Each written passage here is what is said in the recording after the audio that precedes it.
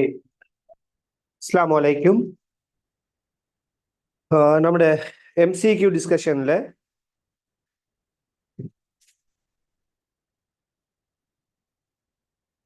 26வது கேள்விக்கு வரலாம். 26வது கேள்வி சரியா? ஓகே. உள் ஆரை ஏயும் நீளம் எல்லையும் உடைய ஒரு கிடைக்குழாயினூடாக ஓர் அமுக்க வித்தியாசம் டெல்டா பியின் கீழ் செல்லும் பிசுக்குமை குணகம் ஈட்டாவை உடைய ஒரு திரவத்தி கதி வியை வி சமன் சி ஏயின் என் டெல்டா பியின் கீழ் ஈட்டா எல் என எழுதலாம். இங்கு சி ஒரு பரிமாணமில்லா மாறிலியாகும். எண்ணின் பெருமானம் யாது? பாருங்க, ஒரு கிடையான குழாய்க்குள்ள அமுக்க வித்தியாசம் பிசுக்குமை குணகத்தை கொண்ட ஒரு திரவம் பாயிற இந்த விஷயத்தை பத்தி கேட்டிருக்கிறாங்க. உங்களுக்கு தெரியும், அமுக்க வித்தியாசம் ஒரு குழாயினூடாக பாயிற திரவத்திர கதியை பேஸ் பண்ணி ஒரு கேள்வி கேட்டிருக்கிறாங்க அப்படின்றாலே ரைட். இங்க வந்துகிட்டு கனவளவு பாய்ச்சல் வீதத்துக்கான சமன்பாடு எல்லாருக்குமே ஞாபகம் வரணும். கனவளவு பாய்ச்சல் வீதத்துக்கு என்ன சமன்பாடு? ரைட்,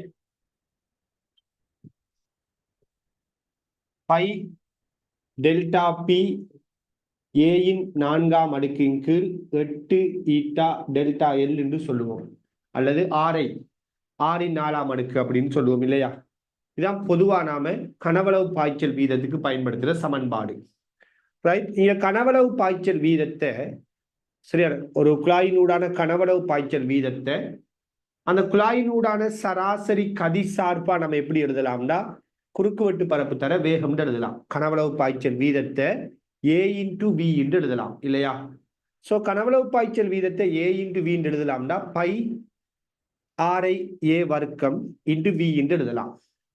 இதான் பை டெல்டா பி ஏயின் 4ன் கீழ் 8 ஈட்டா டெல்டா எல். பையும் போவட்டும், ஏ வர்க்கம் இங்கே வந்தா V சமன் டெல்டா பி ஏயின் வர்க்கம் 8 ஈட்டா டெல்டா எல் என்று எழுதுவோம் இல்லையா? நல்லா பாருங்க, இந்த சமன்பாட்டுல டெல்டா பி இந்த இருக்குது, ஈட்டா எல் இந்த இருக்குது, ஏட வர்க்கம் இருக்குது, இங்க ஏயின் எண்ணாம் அடுக்கு இருக்குது. எனவே நாம என்ன சொல்லலாம், இங்க ஏட வர்க்கம் இங்க ஏட எண்ணாம் அடுக்கு இருக்குதுன்னா எண் என்னதுக்கு சமன்? 2க்கு சமனுங்கிற முடிவுக்கு வரலாம். இப்ப ஏயினது அடுக்கு 2ஆக இருக்கும். இதுதான் இந்த 26வது கேள்வி.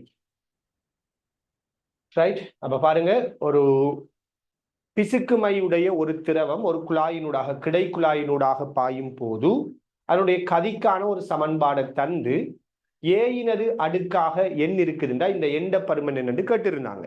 அப்ப நாம என்ன செய்யறோம்டா, பிசுக்குமை திரவம் ஒரு கிடைக்குழாயினூடாக பாய்கின்ற சமன்பாடு எழுதுறோம். அந்த சமன்பாட்டில இருந்து கதியை தொடர்பு படுத்துறோம். கனவளவு பாய்ச்சல் வீதம்டா குறுக்குவெட்டு பரப்ப வேகத்தால பெருக்கிறது. அப்ப சராசரியான வேகத்தால குறுக்குவெட்டு பரப்ப பெருக்கிறோம். குறுக்குவெட்டு பரப்பு பையே வர்க்கம் இல்லையா? ஆரை ஏண்டா பையார் வர்க்கம்னா குறுக்குவெட்டு பரப்பு இன்டு வேகம். இதை சுருக்கி விட்டா V இப்படி வரும். இந்த இந்த வடிவத்தை நம்ம அவதானிக்கக்குள்ள ஏட எத்தனாம் அடுக்கு இங்க இருக்குது? 2ஆம் அடுக்கு. இங்க ஏட எண்ணாம் அடுக்கு. அப்ப இந்த எண் என்னதுக்கு சமனாரிக்கும்? 2க்கு சமனாரிக்கும்னு சொல்லலாம். அவ்வளவுதான் இந்த கேள்வி. அல்லது இந்த கேள்வி ஒரு ஆள் எப்படியும் செய்யலாம்னா அலகு பரிமாணத்தை பயன்படுத்தியும் செய்யலாம். பரிமாண முறையை பயன்படுத்தியும் இந்த கேள்வியை செஞ்சிருக்கலாம். நான் நினைக்கிற மாதிரி பரிமாணத்தை பயன்படுத்துறதை விட எனக்கு என்னமோ இது ஈஸியா இருக்கும். அதாவது நமக்கு போசையின் சமன்பாடு தெரியுங்கிறதால டிரெக்டா இந்த சமன்பாடு எழுதி இந்த வடிவத்துக்கு கொண்டு வந்தா டிரெக்டா நமக்கு விட வந்துடும்.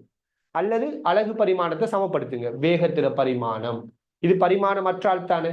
அமுக்கத்துக்கு பரிமாணம், பிசுக்குமை குணகத்துக்கு பரிமாணம், நீளத்துக்கு பரிமாணத்தை பிரதியிட்டு ஏட அடுக்கு என்னங்கிறத கண்டுபிடிங்க. பரிமாணத்தை பயன்படுத்தியும் இந்த கேள்வியை செய்யலாம். அல்லது கனவளவு பாய்ச்சல் வீதத்துக்கான சமன்பாட்டுல கதிய எழுவாய் மாற்றம் செய்தும் இந்த விடையை கண்டுபிடிக்கலாம். நீங்க சொல்லுங்க பாப்போம், இந்த கேள்வியில சீர பருமன் என்ன? சீங்கிறது ஒரு எண் மாறிலி, பரிமாணமற்ற ஒரு பருமன். நீங்க சொல்லுங்க பாப்போம், சீர பருமன் எவ்வளவு? சீக்கு பரிமாணம் இல்லை. எஸ், சி யாருன்னு பாத்தீங்கன்னா இங்க சி இருக்கிற இடத்துலதான் இங்க 1 கீழ் 8 இருக்குது. மற்றதெல்லாம் பாருங்க, டெல்டா பி டெல்டா பி, ஏயின் வர்க்கம் ஏயின் N, eta delta L, eta L எல்லோ டெல்டா எல்லோ எல்லோ ஏதோ ஒன்று. அப்ப சி வார இடத்துலதான் இங்க 1/8 இருக்குது. இப்ப சீட பருமன் 1/8. விளங்குதா? இன்னொரு விஷயம். அடுத்தது 27வது கேள்வி. 27. ஓர் உருக்கு அளவை நாடா 20 பாகை செல்சியஸ் வெப்பநிலையில் தரங்கணிக்கப்பட்டுள்ளது. மாணவன் ஒருவன் 40 பாகை செல்சியஸில் ஒரு நீளத்தை அளப்பதற்கு இந்நாடாவை பயன்படுத்துகின்றான். அளவை நாடாவிலிருந்து அவன் வாசிக்கும் பெருமானம் 50 மீட்டர் ஆகும். உண்மையான நீளம் யாது? உருக்கின் ஏகபரிமாண விரிகை திறன் 2 தர 10⁻5 செல்சியஸ் -1. இணையாம் 20 பாகையில அளவு கோடிடப்பட்ட ஒரு அளவிடை நாடாவை 40 பாகையில பயன்படுத்துறாங்க. அந்த டைம்ல வாசிப்பு வந்துகிட்டு 50 மீட்டராம். அப்ப உண்மையான நீளம் என்ன அப்படின்னு கேட்கிறாங்க. ஸோ கவனிங்க, இறுதி நீளம் சமன் ஆரம்ப நீளம் இன்டு 1 + α δθ. இதான் சமன்பாடு. அப்ப 50 மீட்டர் நீளம் தான், 50 மீட்டர் நீளம் தான் வாசிப்பு. அப்ப வாசிப்பு 50 மீட்டர். 1 + α 2 தர 10⁻5. வெப்பநிலை மாற்றம் 20. ஸோ போட்டமா இருந்தால் 50 40 தர 10⁻5. அப்ப 1 தர 40 தர 10⁻5. அப்ப 4 தர 10⁻4 இல்லையா? 0.004 அப்படியா? ரைட். அப்ப 50 1.004 பெருக்க போறோம். அப்ப 50 4 பெருக்கினா 200 0.02 அப்படித்தானே? 0.2 மீட்டர். அப்ப இந்த கேள்விக்கு பொருத்தமான விட 3ஆவதாக இருக்கு. கவனிங்க, இந்த கேள்வியில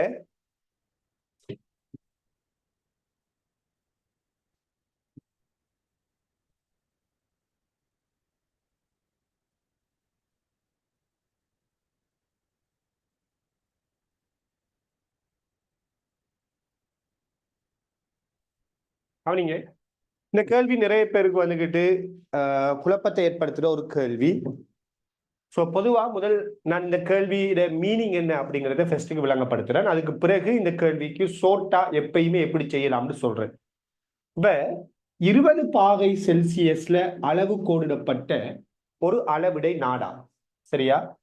அப்படின்னா பாருங்க, உதாரணமா 0, 1 மில்லிமீட்டர், 2 மில்லிமீட்டர், சரி, இந்த மாதிரி அளவு கோடிடப்பட்டிருக்குது. ஃபைனலா 50 மீட்டர் நீங்க அதை பக்கம் இருக்குன்னு வச்சுக்கோமே. இப்படிப்பட்ட ஒரு அளவிடை நாடா 20 பாகையில இது நம்ம அளவிடை போட்டிருக்கிறோம். இப்ப வெப்பநிலை 40 பாகைக்கு வருது. சோ வெப்பநிலை அதிகரிச்சா இந்த அளவிடை நாடா விரிவடையும் இல்லையா? ஏன்னா இதுக்கு ஒரு நீள விரிகை திறனை பத்தி எல்லாம் சொல்றாங்க. அப்ப வெப்பநிலை அதிகரிக்கக்குள்ள இந்த நாடா விரிய போகுது. அப்படி இந்த நாடா விரிவடையும் போது பாத்தீங்கன்னா இங்க 0 இருக்குது. இப்ப இந்த நாடா 20ல இருந்து 40 பாகைக்கு வரக்குள்ள இந்த இடத்துல இருந்த 1 மில்லிமீட்டர் இப்ப இதே இடத்துல இருக்காது. என்ன செய்யும்? விரிவடைந்து உதாரணத்துக்கு இங்க வந்திருக்கும் 1 மில்லிமீட்டர். 2 மில்லிமீட்டர் இங்க இருக்காது, உதாரணமா விரிவடைந்து இங்க வந்திருக்கும். விளங்குதா? இப்படி வெப்பநிலை அதிகரிக்கக்குள்ள இதுல நீளமானது விரிவடைந்து இந்த 50 மீட்டர் நீளம் ஃபார் எக்ஸாம்பிள் இங்க வந்திருக்கு. 20 பாகையில இப்படி இருக்கிற அளவிடை வெப்பநிலை அதிகரிச்சதால அந்த அளவிடை கோடுகள் விரிவடைந்து இந்த மாதிரி வந்திருக்க போகுது. இந்த 40 பாகையில தான் நாம் என்ன செய்யறோம்? ஒரு பொருளோட நீளத்தை அளக்கிறோம். இப்படி 40 பாகையில ஒரு பொருளோட நீளத்தை அளக்கக்குள்ள 40 பாகையில ஒரு பொருளோட நீளத்தை அளக்கக்குள்ள வாசிப்பு 50 மீட்டரா இருக்குதா? ஒரு பொருளோட நீளத்தை அளக்கிற வாசிப்பு என்ன? 50 மீட்டர்னு காட்டுது. அப்ப நல்லா விலகிக் கொள்ளுங்க, 20 பாகையில தான் இதை அளவு கொடுட்டு. அப்ப 20 பாகையில தான் இந்த நீள அளவு சட்டம் உண்மையா சரியான வாசிப்பை காட்டும். அப்ப உண்மையா 50 மீட்டர் நீளம்ங்கிறது இதுதான். இந்த நீளம் தான் உண்மையா 50 மீட்டர். இவ்வளவு அளவிடை நீளம் சரியா வெப்பநிலை அதிகரிக்கக்குள்ள இவ்வளவு நீளமாக மாறி இருக்குது. இது 50 மீட்டர் இல்ல உண்மையா? இது 50 மீட்டர். 20 பாகையில 50 மீட்டர் அளவிடை கோடு இந்த இடத்துல இருக்குதா? அப்ப இந்த நீளம் தான் 50. ஏன்னா 20 பாகையில நம்ம சரியா அளவு போட்டு வெப்பநிலை அதிகரிச்சதால தானே இந்த கோடு இங்க வந்து நிக்குது. அப்ப இந்த நீளம் 50 இல்ல, இந்த நீளத்தை நம்ம எல்லுண்டு எடுக்கிறோம். ரைட்? உண்மை 50 மீட்டர் இங்க இருக்கு. அப்ப 20 பாகையில 50 மீட்டர் நீளமா இருந்த இந்த அளவிடை நாடாட இவ்வளவு பகுதி 40 பாகையில இவ்வளவு நீளமா மாறுது. எனவே இறுதி நீளம் எல், ஆரம்ப நீளம் 50. வெப்பநிலை 20ல இருந்து 40க்கு போகுது. அப்ப வெப்பநிலை அதிகரிப்பு 20. சோ போடக்குள்ள இறுதி நீளம் எவ்வளவு வருவது? 50.02 மீட்டர் வருவது. எனவே இந்த 50.02 மீட்டர் தான் இந்த பொருளோட உண்மையான நீளம். விளங்குதா? இதான் இந்த கேள்வியோட சரியான மீனிங்க சொல்லுது. ரைட்? அப்ப இப்படியான கேள்விகள் வந்தா சோட்டா எப்படி செய்யலாம்? நான் இங்க படத்தை கீறி உங்களுக்கு விளங்கப்படுத்தினேன். நல்லா புரிஞ்சு கொள்ளுங்க. 50 மீட்டர் நீளம் இந்த இருக்குது உண்மையா, 20 பாகைக்குரியது. 40 பாகையில் இந்த 50 மீட்டர் அளவிட இங்க வந்திருக்கு. அப்ப இந்த நீளம் உண்மையா 50 மீட்டர் இல்ல, ஏன்னா விரிஞ்சு வந்த 50 தான் அது. அப்ப இந்த அளவிடை கூட இங்க அசைஞ்சிட்டு, அப்ப இந்த வாசிப்பு இந்த நீளத்தை தராது. அப்ப இந்த நீளத்தை நான் எல்லுன்னு எடுக்கிறது. இந்த நீளம் தான் 50. அப்ப இது 50 மீட்டர், இது எல். எனவே இது ஆரம்ப நீளம், இது இறுதி நீளம். சமன்பாடை போட்டா என்ன செய்யும்? இந்த நீளம் எவ்வளவுங்கிறது வரும். ரைட்? ஓகே. இதுல இந்த மாதிரி கேள்விகள் உங்களுக்கு திருப்பி ஒரு தடவை போடுறாங்க அப்படின்னு வச்சுக்கொள்ளுங்களேன். எப்படி போட்டாலும் சரி, வெப்பநிலை கூடுது, வெப்பநிலை குறையுது, சரியா, எந்த மாதிரி அளவிடை நாடா கேள்வி கேட்டாலும் நான் சொல்ற ரூல்ஸை ஃபாலோ பண்ணுங்க. இன்ஷா அல்லாஹ் உங்களுக்கு சரியா விட வரும். எப்பயுமே இந்த நீள விரிவுக்கான சமன்பாடு இருக்குதானே, இந்த நீள விரிவுக்கான சமன்பாடு எல் சமன் L naught into 1 plus alpha delta தீட்டாங்கிற சமன்பாடு. இந்த சமன்பாட்டுல நீங்க எப்பயும் என்ன செய்யுங்கடா, இந்த எல்லுங்கிறது உண்மை நீளமா எடுங்க. இந்த எல்லுங்கிறது இறுதி நீளம் இருக்குத்தானே, இவர் தான் எப்பயுமே உண்மை நீளம். இந்த எல் நாட்டுங்கிறது யாருன்னு பாத்தீங்கன்னா வாசிப்பு. எப்பயுமே இந்த எல் நோட் யாருன்னா வாசிப்பு, எல்லுங்கிறது இறுதி நீளம் யாருன்னா உண்மை நீளம். அடுத்தது டெல்டா தீட்டா. டெல்டா தீட்டாங்கிறது யாருந்தால் எந்த வெப்பநிலையில வாசிப்பு எடுக்கிறாங்களோ அந்த வெப்பநிலையிலிருந்து எந்த வெப்பநிலையில அளவு கோடிடப்பட்டிருக்குதோ அந்த வெப்பநிலையை கழிச்சு வாருது. இப்ப வாசிப்பு எடுத்தது 40, அளவு கோடிடப்பட்ட வெப்பநிலை 20. சோ 40ல இருந்து 20 கழிச்சு வாரதா டெல்டா தீட்டா. இந்த விடயத்தை நீங்க ஃபாலோ பண்ணினீங்கன்னா இந்த டைப் ஆஃப் கொஸ்டின்ஸ் எது வந்தாலும் இன்ஷா அல்லாஹ் நீங்க சரியா செய்யலாம். எப்படி? இந்த சமன்பாட்டுல எப்பயும் நீங்க எப்படி ஃபாலோ பண்ணுங்க, இது இறுதி நீளம் வார இடத்த உண்மை நீளத்தை யோசிங்க, ஆரம்ப நீளம் வார இடத்த வாசிப்பை போடுங்க, வெப்பநிலை வித்தியாசம் வார இடத்துல வாசிப்புட வெப்பநிலையிலிருந்து எந்த வெப்பநிலையில வாசிப்படுகிறீங்களோ அந்த வெப்பநிலையிலிருந்து அளவு கோடிடப்பட்ட வெப்பநிலையை கழிச்சு விடுங்க. சில நேரங்கள்ல இந்த வாசிப்பு மைனஸ்ல கூட வரலாம், டெல்டா தீட்டா மைனஸ்ல வரலாம், அது பிரச்சனை இல்லை. எப்பயுமே நீங்க என்ன செய்யுங்க, வாசிப்பு எடுக்கிற வெப்பநிலையிலிருந்து அளவு கோடிடப்பட்ட வெப்பநிலையை கழிங்க. சரியானே? அப்ப வாசிப்பு வெப்பநிலை 20ல இருந்து 10 பாகையில வாசிப்பு எடுத்திருந்தா இது 10, அளவு கோடிடப்பட்ட வெப்பநிலை 20. அப்ப விட என்னத்துல வந்தா மைனஸ்ல வரும், அது நமக்கு இஷ்யூ இல்லை. சரியானே? சோ இந்த ரூல்ஸை ஃபாலோ பண்ணுங்க, இந்த மாதிரி கேள்விகளை நீங்க ஈஸியா செய்து கொள்ளலாம். அடுத்து 28வது கேள்வி.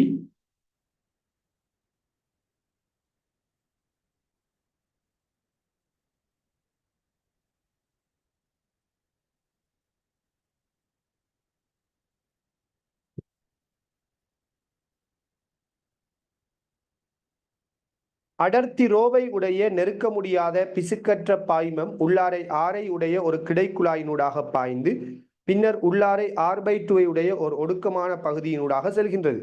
குழாயின் அகன்ற பகுதியில் உள்ள பாய்மத்தின் அமுக்கமும் வேகமும் முறையே P0 V0 எனின் குழாயின் ஒடுங்கிய பகுதியில் பாய்மத்தின் அமுக்கம் யாது?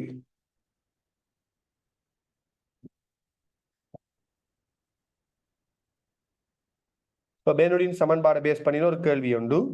அடர்த்தி ரோவை உடைய பிசுக்கற்ற நெருக்க முடியாத திரவம். அப்ப பேனுடின் சமன்பாடு சம்பந்தப்படுற கேள்வின்னு முடிவெடுத்துக் கொள்ளுங்க.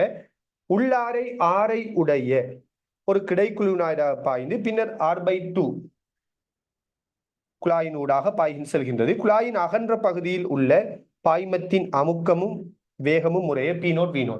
உங்களுக்கு தெரியும், பிசுக்குமை அற்ற நெருக்க முடியாத ஒரு திரவம் கிடையான குழாயினூடாக பாய்ந்தால் குறுக்குவெட்டு பரப்பு மாறலண்டா வேகம் மாறாது. குறுக்குவெட்டு பரப்பு மாறல, வேகம் மாறலண்டா அமுக்கமும் மாறாது. அப்ப பிசுக்குமை அற்ற திரவம் தான் இதுல இருந்து இதுவரைக்கும் ஒரே அமுக்கம் தான். இங்க குழாய் குறுக்குவெட்டு பரப்பு குறையுது. குறைந்தால் வேகம் கூடும். வேகம் கூடினா அமுக்கம் குறையும்.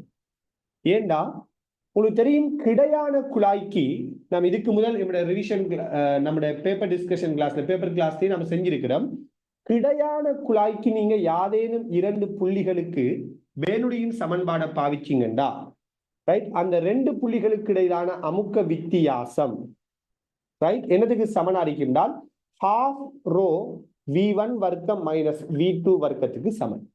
யாதேனும் 2 புள்ளிகள் கிடையான பாய்ச்சல்லையா, கிடையான பாய்ச்சல்ல யாதேனும் 2 புள்ளிகளுக்கு இடையிலான அமுக்க வித்தியாசம் half rho V1 வர்க்கம் மைனஸ் V2 வர்க்கத்துக்கு சமன்.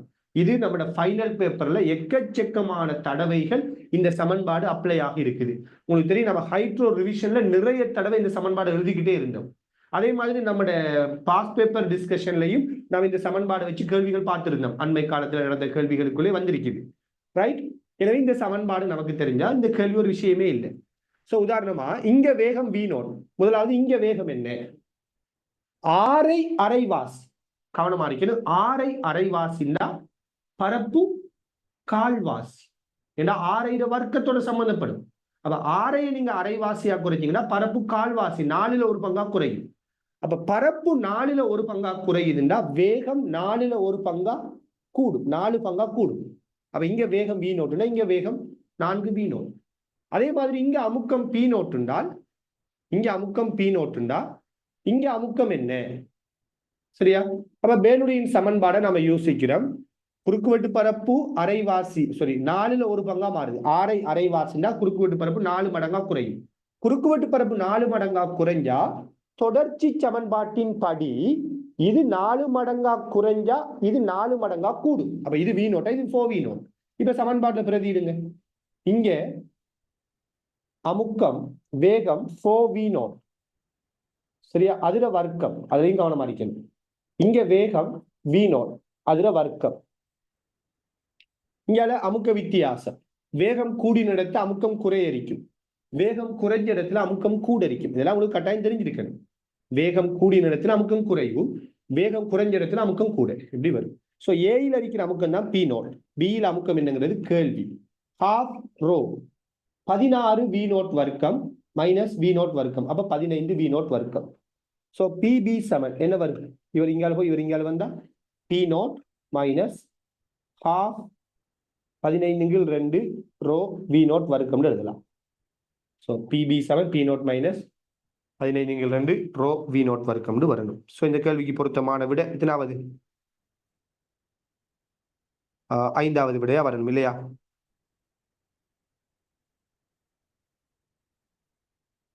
Right, okay. பாருங்க, ஒரு சின்ன ஒரு கேள்விதான். கிடையாக பேனுடியின் சமன்பாடை பாவிச்சு அமுக்க வித்தியாசம் half rho V1 வர்க்கம் மைனஸ் V2 வர்க்கத்துக்கு சமன் தெரிஞ்சா சமன்பாட்டை பிரதியிடுவன். இதெல்லாம் எழுதி கொண்டிருக்க கூட நீங்க பெரிய ஆக்களிப்பு எக்ஸாம் எழுத போறாக்க இந்த டைம்ல என்ன குறுக்குவெட்டு 6 அரைவாசியா மாறுதுண்டா பரப்பு எத்தனை மடங்கா மாறும், பரப்பு எத்தனை மடங்கா மாறினா வேகம் எத்தனை மடங்கா மாறும் அப்படின்னு நாம் என்ன செய்யக்கூடாது, சின்ன பிள்ளைகள் மாதிரி இப்ப செய்யக்கூடாது. எக்ஸாம்ல 6 அரைவாசின்னா 6 வர்க்கம் அதான் பரப்பு. 6 அரைவாசின்னா வர்க்கத்தால பரப்பு குறையணும்.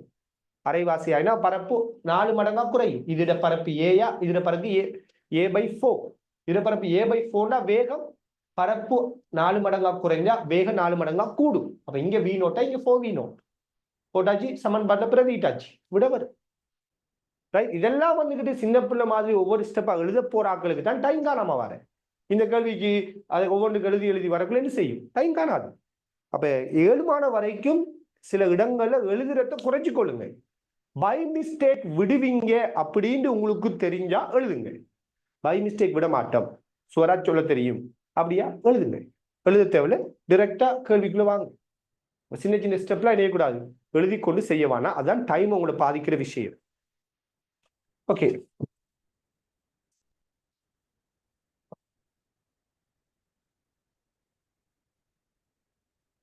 அதுக்காக இந்த விஷயத்தை மனதால செய்யணும்னு முற்பட வேண்டாம். சம்டைம்ஸ் இதுல பை மிஸ்டேக் வர்றதுக்கான மனதால செய்ய போக்குல மிஸ்டேக் வர்றதுக்கான சந்தர்ப்பம் கூட இருக்கலாம். அப்ப சில இடங்கள்ல எழுதுங்க, மிஸ்டேக் விட்டுடுவோன்னு பயந்தா எழுதுங்க. அதுக்காக எல்லா இடத்தையும் எழுதி இருக்காங்க. எழுதுறதால ஒரு பெரிய ஒரு டைம் வேஸ்ட் ஆகுது உங்களுக்கு தெரியாம. ஒரு கேள்வியில சின்ன சின்ன விஷயத்தை நீங்க எழுதுறதுக்கு இத்தனை செகண்ட் தான் போட்டு யோசிப்பீங்க. அதே மாதிரி 50 கேள்வியை யோசித்து பாருங்க, ஒவ்வொன்றுக்கு எத்தனை செகண்ட் போகுது மொத்தமா பார்க்கக்குள்ள பெரிய ஒரு டைம் போயிருக்கு. அதெல்லாம் முக்கியம். 29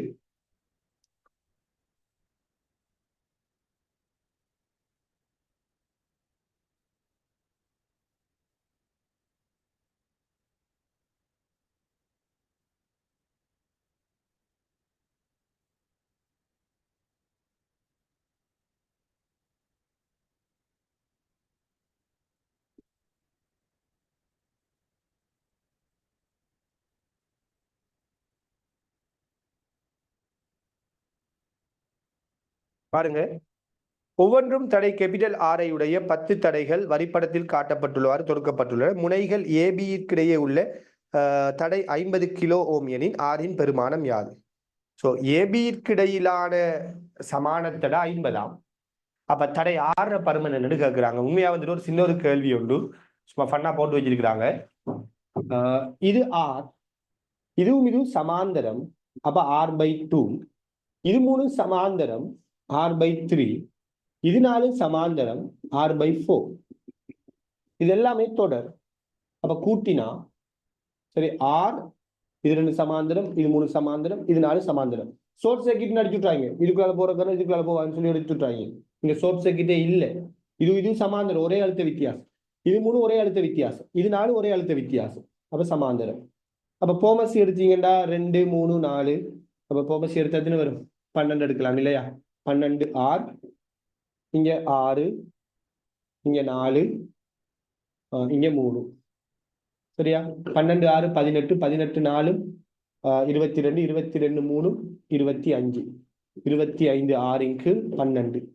இதான் இதுல சமானத்தடை. இந்த சமானத்தடை தான் 50 கிலோ. இந்த சமானத்தடை தான் 50 கிலோ.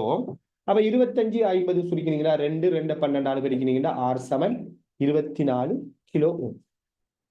அப்படிதான் 6 பருமன் என்னங்கிறதான் கேள்வி. அப்ப பொருத்தமான விட 4வது அறிக்கும். பாருங்க எவ்வளவு சின்ன கேள்வி ஒன்று போட்டு வச்சிருக்கிறாங்க. விளங்குதா? பிரச்சனைனா சொல்லிக் கொள்ளுங்க. வேகமா போறேன்னு நினைச்சீங்கன்னா சொல்லுங்க.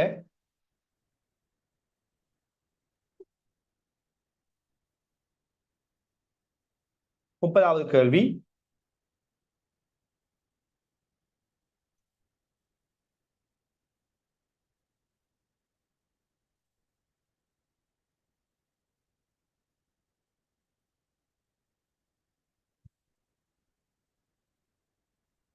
ஒரு நிற ஒளிக்கதிர் ஒரு சமபக்க அரியம் பியில் இழிவு விலகல் டிக்கு உட்படுகின்றது. அத்தகைய PQR எனும் 3 சர்வசம அரியங்கள் உருவில் காட்டப்பட்டவாறு வைக்கப்பட்டுள்ளன. அரிய சேர்மானத்தினூடாக கதிர் சென்ற பின்னர் அதன் மொத்த விலகல் யாது அப்படின்னு கேட்கிறாங்க. அரிய சேர்மானத்தினூடாக சென்ற பின்னர் கதிர மொத்த விலகல். சோ பாருங்க, இங்க இருந்து ஒரு ஒளிக்கதிர் அனுப்புறோம். ரைட், உங்களுக்கு தெரியும் இது இப்படி முறிவடையுது, திருப்பி இது விலகல் அடையுது. இந்த விலகல், இந்த கதிருக்கும் இந்த கதிருக்கு இடைப்பட்ட விலகல் தான் டிஎம். சரியா? இதை நம்ம இழிவு விலகல் அனுப்பி இருக்கிறோன்னு எடுத்துக்கொள்வோம். அப்ப இந்த கதிருக்கும் இந்த வெளியேறுகின்ற கதிர், இந்த கதிருக்கு இடைப்பட்ட கோணம் தான் டி. இழிவு விலகல் கோணம் தான் டி. இப்படி போற கதிர், இப்படி போற கதிர், விலகல் கோணம் டி. இப்ப இந்த அரியத்துக்குள்ள போகுது. இந்த அரியத்துக்குள்ள போகக்குள்ள என்ன செய்யும்? செவ்வனை நோக்கி முறிவடையும். இது என்னென்றால், இந்த அரியத்திட மேற்பரப்பும் இந்த அரியத்திட மேற்பரப்பும் ஒன்றுக்கொண்டு சமாந்தரம். உங்களுக்கு தெரியும், 2 மேற்பரப்புகள் சமாந்தரமா இருந்தால் ஒரு ஒளிக்கதிர் ஒரு ஊடகம், ஒரு குறிப்பிட்ட ஒரு ஊடகத்துக்குள்ள நுழைந்து ஒரு ஊடகத்திலிருந்து இன்னும் ஒரு ஊடகத்துக்கு போய் மறுபடியும் அதே ஊடகத்துக்குள்ள திருப்பி போகக்குள்ள இங்க அனுப்பப்பட்ட படுகதிரும் இங்கிருந்து வெளியேறுகின்ற இந்த கதிரும் சமாந்தரமா இருக்கு இல்லையா? தெரிந்த எல்லாருக்கும் எப்படி இரண்டு ஊடகம் இருக்குது. இந்த ரெண்டு ஊடகங்களோட மேற்பரப்பு சமாந்தரம் தான். இங்கிருந்து ஒளிக்கதிர் அனுப்புறீங்க, இது இப்படி முறியுது. இப்ப இந்த ஊடகம் ஏண்டு வச்சுக்கொள்ளுங்களேன், இது பி, இது ஏயா இருந்தால் இந்த ஒளிக்கதிரும் இதுல இருந்து வெளியேறுகின்ற இந்த ஒளிக்கதிரும் எப்படி இருக்குன்னா சமாந்தரமா இருக்கு. சோ ஊடகங்களோட பொது மேற்பரப்புகள் சமாந்தரமா இருந்தால் அந்த ஒரே ஊடகங்களுக்குள்ள ஒளிக்கதிர விலகல் 0, அதாவது அந்த கதிர்களும் ஒன்றுக்கொண்டு சமாந்தரமா இருக்கு. சோ அந்த அடிப்படையில இந்த கதிரும் இதுக்குள்ள போற இந்த கதிரும் சமாந்தரமா தான் இருக்கு. ஏன்னா இந்த ரெண்டு மேற்பரப்பும் சமாந்தரம்ங்கிறதால இந்த ரெண்டு கதிரும் சமாந்தரம். திருப்பி இங்க வருது வந்தா செவ்வனை விளத்தி முறியும், திருப்பி இங்க போகும் செவ்வனை நோக்கி முறியும். முறியக்குள்ள இந்த மேற்பரப்பு சமாந்தரம் தானே, அப்ப மறுபடியும் இப்படி போகும். மொத்தத்துல இந்த கதிரும் சமாந்தரம், இந்த கதிரும் சமாந்தரம். இப்ப நல்லா பாருங்க, இங்க இருந்து ஒளிக்கதிர் போவக்குள்ள இந்த அரியத்துக்குள்ள இது எப்படி முறிஞ்சிக்கோ அதே மாதிரி தானே இந்த கதிர் போகுது. அப்ப எப்படி முறியும்? இங்க ஏற்பட்ட முறிவு மாதிரி தான் இங்க முறியும். எனவே இது படுகதிர், இது வெளிப்படுகதிர். இந்த வெளிப்படுகதிர் இந்த கதிருக்கு எப்படிப்பட்டது? சமாந்தரம். எனவே இந்த கதிருக்கு இடைப்பட்ட விலகல் கோணம் தான் டீண்டா. இவருக்கு இடைப்பட்ட விலகல் கோணம் என்னதான்? அதே டி ஆகத்தான் இருக்கு. விலகல் கோணம் இங்க சமம். ஏன்னா எல்லா மேற்பரப்பு சமாந்தரமான அமைப்புல போகுது. இதுக்கு இது சமாந்தரம், அப்ப இதுக்கு இது சமாந்தரம். இந்த மேற்பரப்பு சமாந்தரம், அப்ப இதுக்கு இது சமாந்தரம். மொத்தத்துல இதுவும் சமாந்தரம்.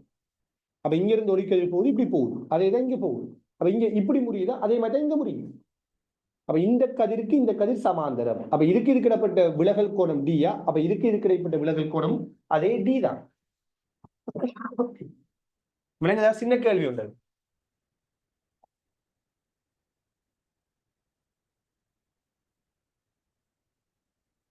இதுல இந்த தியரி, இந்த சமாந்தர மேற்பரப்பை வச்சு இந்த வருஷம் வந்துட்டு 2 கேள்வி போட்டிருக்கிறாங்க. இதே மாதிரி இன்னொரு கேள்வியும் இருக்கு. 2023லயே 2 கேள்வி ஒரே தியரியோட சம்பந்தப்பட்டு வந்திருக்குது. இதுக்கு இதே ஐடியாவை யூஸ் பண்ணக்கூடிய மாதிரி கேள்வி. உதாரணமா 38வது கேள்வி. பிறகு பார்ப்போமே, பரவாயில்ல, 31க்கு வருவோம். 31வது கேள்வி. இடை வர்க்கமூல பெருமானம் 200 வோல்டேஜை உடைய ஒரு சைன் வளையி ஆடலோட்ட வோல்டளவு ஒரு முழு அலை சீராக்கி சுற்றுக்கு வழங்கப்படுகின்றது. இடை வர்க்கமூல பெருமானம் 200 வோல்டேஜை உடைய ஒரு சைன் வளையி ஆடலோட்ட வோல்டளவு ஒரு முழு அலை சீராக்கி சுற்றுக்கு வழங்கப்படுகின்றது. சீராக்கியில் உள்ள ஒவ்வொரு இருவாயினதும் முன்முக கோடல் வோல்டளவு 0.7 ஆகும். சீராக்கிய வோல்டளவின் உச்ச பெருமானம் யாது? சீராக்கிய வோல்டளவின் உச்ச பெருமானம் யாது? பாருங்க, முதலாவது ஒரு சைன் வளை வடிவத்துல ஆடலோட்டம் இருக்குது என்றால் இந்த ஆடலோட்டத்திட ஆர்எம்எஸ் வோல்டேஜுக்கான சமன்பாடு அதனுடைய உச்ச வோல்டளவுட வர்க்கம் 1 வர்க்கமூலம் 2 மடங்கா இருக்கு. எப்ப சைன் வளை கொஸ் வளையா இருந்தா மட்டும்தானா? எல்லாத்துக்கும் இந்த சமன்பாடு யூஸ் பண்ணக்கூடாது, அதுக்கெல்லாம் வேற சமன்பாடு இருக்குது. சைன் வடிவம் அல்லது கொஸ் வடிவத்தில அலைகளா இருந்தால் இந்த மாதிரி வடிவங்களுக்கு ஆர்எம்எஸ் வோல்டேஜ்ங்கிறது என்ன அறிக்கும்டால் உச்ச வோல்டளவுட 1 வர்க்கமூலம் 2 மடங்கா இருக்கும். ரைட்? அந்த வகையில ஒரு ஆடலோட்டத்துல ஆர்எம்எஸ் 200. பீக் வோல்டேஜ் உச்ச வோல்டளவு தெரியாது, இது வர்க்கமூலம் 2. வர்க்கமூலம் 2 எவ்வளவு தந்திருக்கிறாங்க? வர்க்கமூலம் 2 1.4 எடுக்க சொல்றாங்க. அப்ப பீக் வோல்டேஜ் என்ன வரும் அப்படின்னு பாத்தீங்கன்னா 200 தர 1.4, அப்ப 140 280 வோல்டேஜ் வரும். அப்ப உச்ச வோல்டளவு என்ன? 280 இல்லையா? இந்த ஆடலோட்டத்துல உச்ச வோல்டளவு 280, மேக்சிமம் வோல்டேஜ் 280. இந்த ஆடல் ஓட்டத்தை ஒரு முழு அலைச்சீராக்கிக்குள்ள அனுப்புறாங்க. அப்ப முழு அலைச்சீராக்கிக்குள்ள இருந்து வெளியேறக்குள்ள ஒரு முழு அலைச்சீராக்க சுற்றுல இருந்து வெளியேறக்குள்ள முழு அலைச்சீராக்க சுற்றுல இருந்து வெளியேறக்குள்ள வார அவுட்புட் வோல்டேஜ்ல உச்ச பெருமானம் என்ன? இதுதான் கேள்வி. சரியான? இப்ப இதுல என்ன விஷயம்னா, இந்த கேள்வியில வந்த ஒரு முக்கியமான பிரச்சனை என்னன்னா, முழு அலைச்சீராக்கத்தை பொறுத்தவரையில 2 விதமான முழு அலைச்சீராக்கம் இருக்குது. முழு அலைச்சீராக்கத்துல 2 டைப் இருக்குது. ஃபுல் வேவ் ரெக்டிஃபயர்ல 2 டைப். ஒன்று பிரிட்ஜ் ரெக்டிஃபயர். சரியான? பாலச்சீராக்கம். முழு அலைச்சீராக்கத்துல ஒன்று யாருன்னா பாலச்சீராக்கம். இதான் நம்ம பொதுவா படிக்கிறது. பிரிட்ஜ் ரெக்டிஃபயர்னு சொல்லுவாங்க. பாலச்சீராக்கம் 4 டயோட வச்சு செய்வோம். முழு அலைச்சீராக்கத்துல ஒரு டைப் என்னன்னா பாலச்சீராக்கம்னு சொல்லு. 4 டயோட வச்சு செய்யறதா அது. 2வது இருக்குது சென்டர் டெப்னு சொல்லுவாங்க. மைய தொடுகை முழு அலைச்சீராக்கம். மைய தொடுகை சென்டர் டெப். சோ முழு அலைச்சீராக்கத்துல 2 வகை இருக்குது. ஒன்று பாலச்சீராக்கம் பிரிட்ஜ் ரெக்டிஃபயர்னு சொல்றது. அதான் நீங்க பெரும்பாலும் எல்லாருமே படிக்கிறது. 4 டயோட வச்சு படிக்கிறது. அடுத்தது யாரு? மைய தொடுகை முழு அலைச்சீராக்கம். சோ மைய தொடுகைன்னா என்னன்னா, ஒரு டிரான்ஸ்பார்மரை நடுப்பகுதியில தொடுகையை ஏற்படுத்தி 2 டயோட வச்சு செய்யறது. அதான் மைய தொடுகை முழு அலைச்சீராக்கம். இந்த கேள்வியில் இருக்கிற இஷ்யூ என்னன்னா, இது எந்த வகை சீராக்கம்னு சொல்லல. முழு அலைச்சீராக்கம்னு கொமனா சொல்லி இருக்கிறாங்களே தவிர இது பாலச்சீராக்கமா மைய தொடுகை முழு அலைச்சீராக்கமாங்கிற விடயம் சொல்லப்படல. ஏண்டா பாலச்சீராக்கமா இருந்தா வார விடையும் மைய தொடுகை முழு அலைச்சீராக்கமா இருந்தா வார விடையும் வேற வேற விடைகள். அது என்னங்கிறத நான் சும்மா ஃபாஸ்டா சொல்லிவிடுறேன். படிச்சிருப்பீங்க எலக்ட்ரானிக்ஸ்ல நினைக்கிறேன். ரைட்? உதாரணமா நம்ம எலக்ட்ரானிக்ஸ் ரிவிஷன்லையும் நான் நினைக்கிற மாதிரி அந்த பாலச்சீராக்கத்துல கிராஃப் கீறின்னு நினைக்கிறேன். எப்படி 4 டயோடு இருக்குது.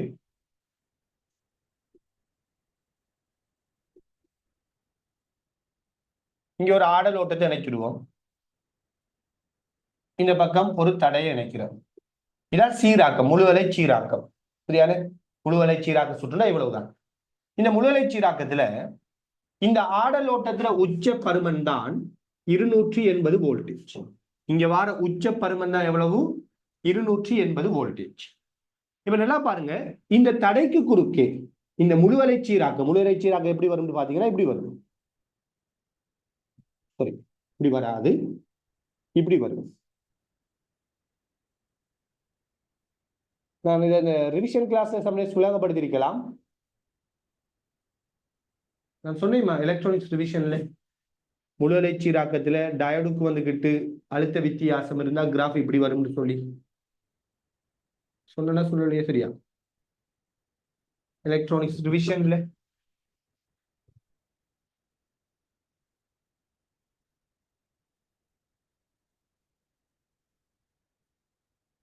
ஓகே சொல்லித்தானே இருக்கிறேன். அப்ப உங்களுக்கு தெரியும் எல்லாருக்கும் முழு அலைச்சீராக்கத்துல நாம என்ன சிலிக்கன் டயோட யூஸ் பண்ணினா கிராஃப் அவுட்புட் கிராஃப் இப்படிதான் வரும். இதான் ஒரு அலைவு காலத்துக்குரியது. அதே இது இலட்சியமான டயோட பயன்படுத்தி இருந்தா இப்படி வந்திருக்கும். இது முதலாவது விஷயம். இலட்சியமான டயோடா இருந்துன்னா கிராஃப் இப்படி வந்திருக்கும். ரைட்? இங்க நாம யூஸ் பண்றது வந்துகிட்டு சிலிக்கன் டயோடுங்கிறதால கிராஃப் இந்த மாதிரி வடிவத்திலாம் வரும். சோ இந்த கிராஃப்ட உச்ச பருமன் என்ன, உச்ச வோல்ட் அளவு என்ன, இதான் கேள்வி. அப்ப என்னென்றால் இங்க மேக்சிமம் வோல்டேஜ் வரக்குள்ளதான் இங்கேயும் மேக்சிமம் வோல்டேஜ் வரும். அந்த மேக்சிமம் வோல்டேஜ் என்னங்கிறதான கேள்வி. சோ இது 280. மேக்சிமம் வோல்டேஜ் எவ்வளவு? 280. இதுல இந்த சிலிக்கனுக்கு குறுக்கே 0.7 போயிடும். இந்த சிலிக்கனுக்கு குறுக்கே 0.7 போயிடும். ஏன்? முதல் T/2 நேரத்துல கரண்ட் இப்படித்தான் ஓடும்.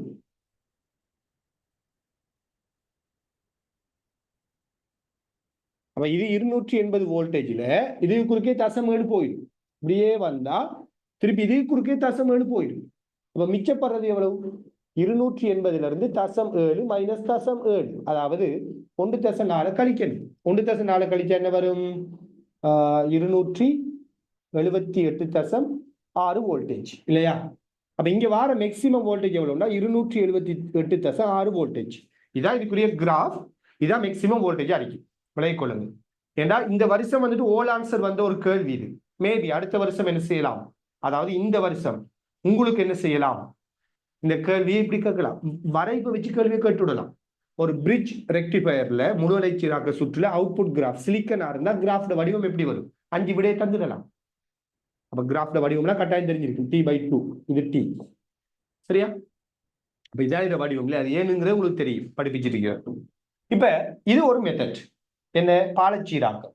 ரெண்டாவது மெத்தட் என்ன, மைய தொடுகை முழுவலை சீராக்கம் சொல்றது. அதை ஷார்ட்டா சொல்றேன்னா, ஒரு டிரான்ஸ்ஃபார்மர் இருக்கும், ரைட்?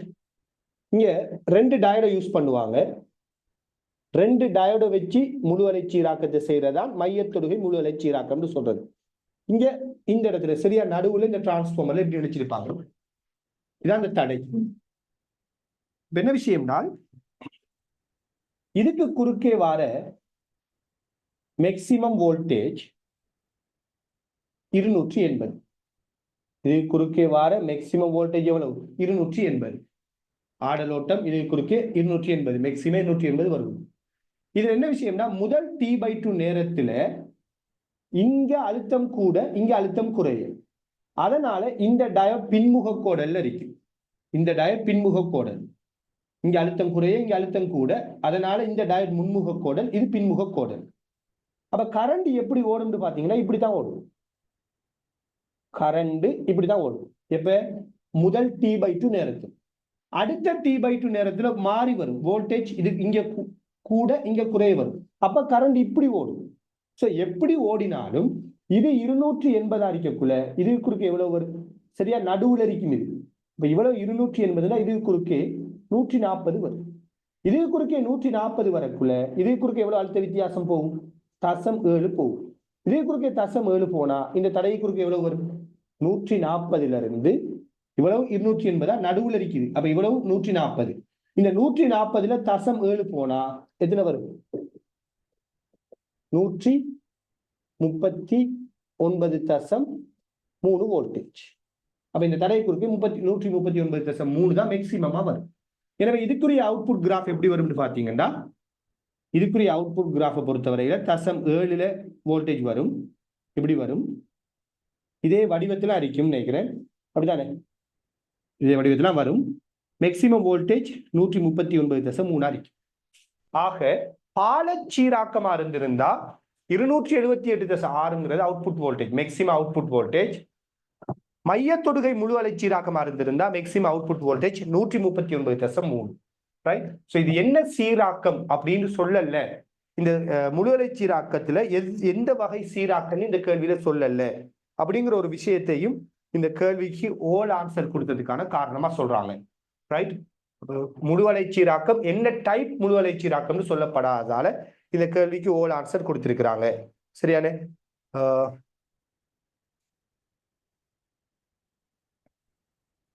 அடுத்து 32வது கேள்விக்கு வருவோம். விளங்குதா? கட்டாயம் தெரிஞ்சு வச்சுக்கொள்ளுங்களா. இந்த மையத்தொடுகை முழு அலைச்சீராக்கம் படிச்சுங்களோ தெரியா, தியரி கிளாஸ்ல படிச்சுங்களோ தெரியல. மையத்தொடுகைங்கிறது இவ்வளவுதான். நடுவுல தொட்டிங்கன்னா இந்த ஃபெஸ்டுக்கு முதல் T/2 முதல் அரைவாசி காலப்பகுதியில இது முன்முக கோடல் இருக்கும். அடுத்த அரைவாசில இவர் முன்முக கோடல் இருப்பாரு. எப்படியோ தடைக்கு குறுக்கே வர வோல்டேஜ் மொத்த வோல்டேஜ்ல அரைவாசிக்குள்ளதான் வரும். அதாங்க இருக்கிற மெயின் விஷயம். ஓகே, நாம் அடுத்த பாட்டுக்கு வருவோம்.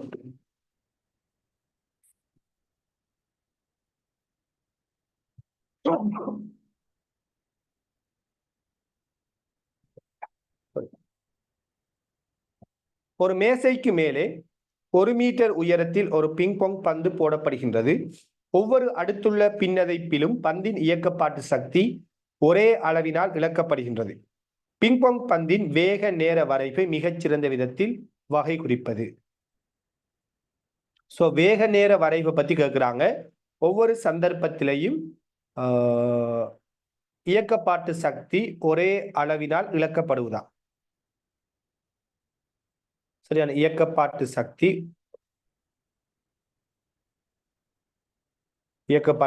ஒரே அளவினால் இழக்கப்படுவது. அப்ப இயக்கப்பாட்டு சக்தி ஒரே அளவால் இழக்கப்படுது இல்லையா? ரைட். இப்ப பாருங்க,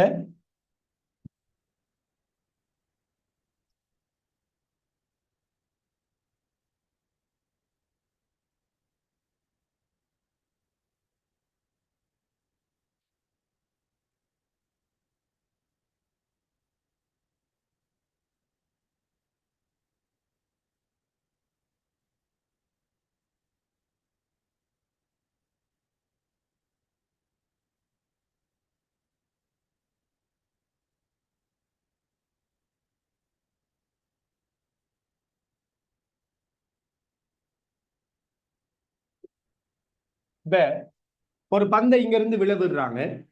இப்படியே வார பந்து தரையை வந்து அடையக்குள்ள வேகம் v எடுத்துக்கொள்வோம். சோ தரையை வந்து அடையக்குள்ள வேகம் v இருந்தா கிராஃப் எப்படி வரும்? ஓய்வுல இருந்து சீராக ஆறு முடுகுது, மேலுக்கு கீழுக்கு எப்படியாச்சும் கீறலாம். எல்லாரும் கீழுக்கு தான் கீறிக்கிறாங்க எல்லா விடையும். அப்ப எப்படி வரும்? இங்க இருந்து சீரா ஆறு முடுகுது. அப்ப படித்திறன் g, இங்க படித்திறன் என்ன? g இருக்கும். அப்ப சீரா ஓய்வுல இருந்து சீரா ஆறு முடுகி கொண்டு வந்து தரையை அடிக்குது. தரையை அடிக்கக்குள்ள வேகம் v. இப்ப பாருங்க, கேள்வியில சொல்ற ஒரு விஷயம், ஒவ்வொரு மோதுகையின் போதும் இயக்க சக்தி என்ன செய்தாம்? சமனான அளவுல குறையுதாம். அப்படிதானே? இயக்க சக்தி ஒவ்வொரு சந்தர்ப்பத்திலையும் ஒரே அளவினால் இழக்கப்படுகின்றது.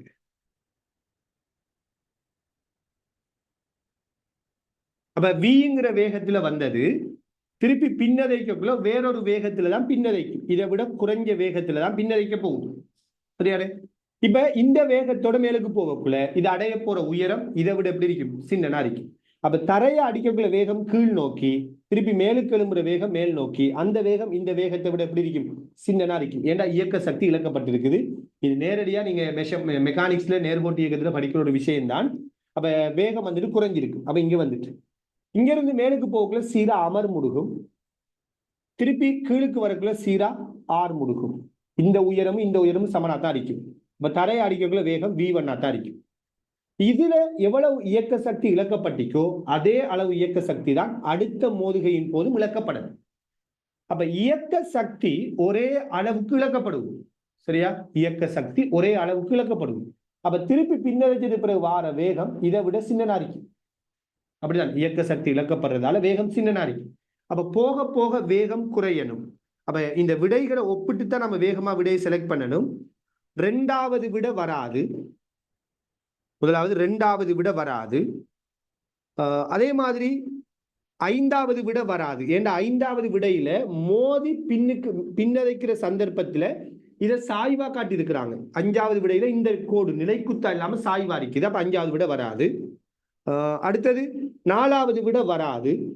ஏண்டா அங்க வேகம் மாறாம இருக்குது. அப்ப நாலாவது விட வராது. அப்ப உங்களுக்கு ஆப்ஷன் மூணாவதா முதலாவதாங்கிறதா ஆப்ஷன். ஒன்றா மூணா? இதான் கேள்வி. சோ ஒன்றுக்கு மூணுக்குமான வித்தியாசத்தை பாருங்க. முதலாவது விடைக்கும் மூணாவது விடைக்கும் வித்தியாசத்தை பார்த்தீங்கன்னா ஒரு முக்கியமான வித்தியாசம் ஒன்று இருக்குது, படித்திறன்.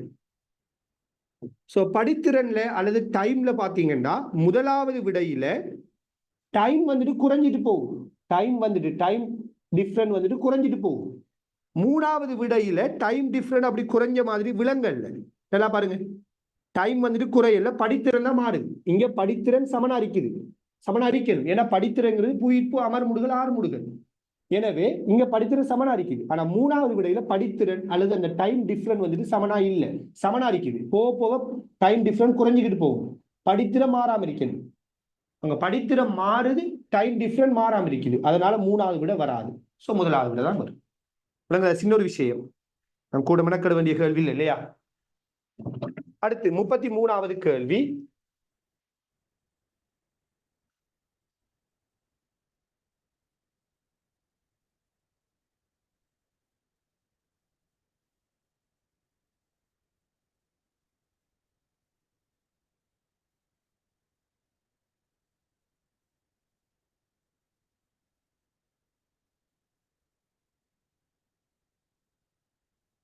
இரு சமாந்தர கடத்தும் தகடுகளுக்கு குறுக்கே ஒரு வோல்ட் அளவு பிரயோகிக்கப்பட்டுள்ளது. முறையே M2M எனும் திணிவுகள். முறையே M2M எனும் திணிவுகளை உடைய XY எனும் இரு ஏற்றிய சிறு துளிகள் உருவில் காட்டப்பட்டுள்ளவாறு தகடுகளுக்கிடையே ஓய்வில் இருக்கின்றன. Xற்கும் Yற்கும் இடையே உள்ள இடைத்தாக்கத்தை புறக்கணிக்க இரு தகடுகளும் ஒன்றுக்கொன்று அருகே கொண்டு வரப்படும் போது என்ன நடக்கும் அப்படின்னு சொல்லி கேட்கிறாங்க. சரியா? பாருங்க, இரண்டு சமனான திணிவுகள், ஏற்றிய சமனான திணிவுகள் அப்படியே ஓய்வில் இருக்குதாம். தகடுகளுக்கு இடைப்பட்ட கெப்ப குறைச்சிங்கன்னா என்ன நடக்கும்ங்கிறதான் கேள்வி. முதலாவது, இது சமநிலையில் இருக்குதுன்னா இதுல மீனிங் என்ன? இவர நிறை mg, இவர நிறை 2mg. அப்ப இவர் சமநிலையில் இருக்காருண்டா இவர நிறைக்கு சமனான மின்புல விசை தொழிற்படல். இவர் சமநிலையில் இருக்காருண்டா இவர நிறைக்கு சமனான மின்புல விசை தொழிற்படல். அப்படித்தானே? அப்ப இவருக்கு தொழிற்படுற மின்புல விசை mgக்கு சமன், இவர்ல தொழிற்படுற மின்புல விசை 2mgக்கு சமன். அப்ப இவங்க ரெண்டு பேரும் சமநிலையில் இருக்கிறாங்கன்னா ரெண்டு பேருக்கும் மேல் நோக்கி இவங்களோட கீழ் நோக்கிய விசைக்கு சமனான விசை தொழிற்பட்டு கொண்டு இருக்கு. சோ இந்த மின்புல விசை யாரு அப்படின்னு பாத்தீங்கன்னா இந்த தட்டுகளுக்கு இடையில் இருக்கிற அழுத்த வித்தியாசத்தை நம்ம வீண்டெடுத்தோம்னா இந்த பேட்டரியில வோல்டேஜ் V இருந்தா தட்டுகளுக்கு இடையில் இருக்கிற அழுத்த வித்தியாசம் V. அப்ப E சமன் V இன்கு D என்று சொல்லுவோம். தட்டுகளுக்கு இடைப்பட்ட தூரம் D. அப்ப V இன்கு D என்று சொல்லுவோம். மைனஸ் போடல, V இன்கு D என்று சொல்றோம். சரியானே? இப்ப நம்ம வோல்டேஜ மாத்தல, தட்டுகளுக்கு இடைப்பட்ட தூரத்தை குறைக்கிறோம். வோல்டேஜ் மாறல, தட்டுகளுக்கு இடைப்பட்ட தூரம் குறையுது. சோ தட்டுகளுக்கு இடைப்பட்ட தூரம் குறைந்தா மின்புல வலிமை கூடும். மின்புல வலிமை கூடினால் F சமன் EQ. சோ மின்புல வலிமை கூடினா மின்புல விசை கூடும். ஆக நீங்க தட்டுகளுக்கு இடைப்பட்ட இடைவெளியை குறைக்கக்குள்ள F1 கூடும், F2 கூடும். ரெண்டு பேர் விசையும் வந்துட்டு கூட போகுது. சரியானே? சோ இதை பேஸ் பண்ணி தான் கேள்வி கேட்கிறாங்க. பாருங்க,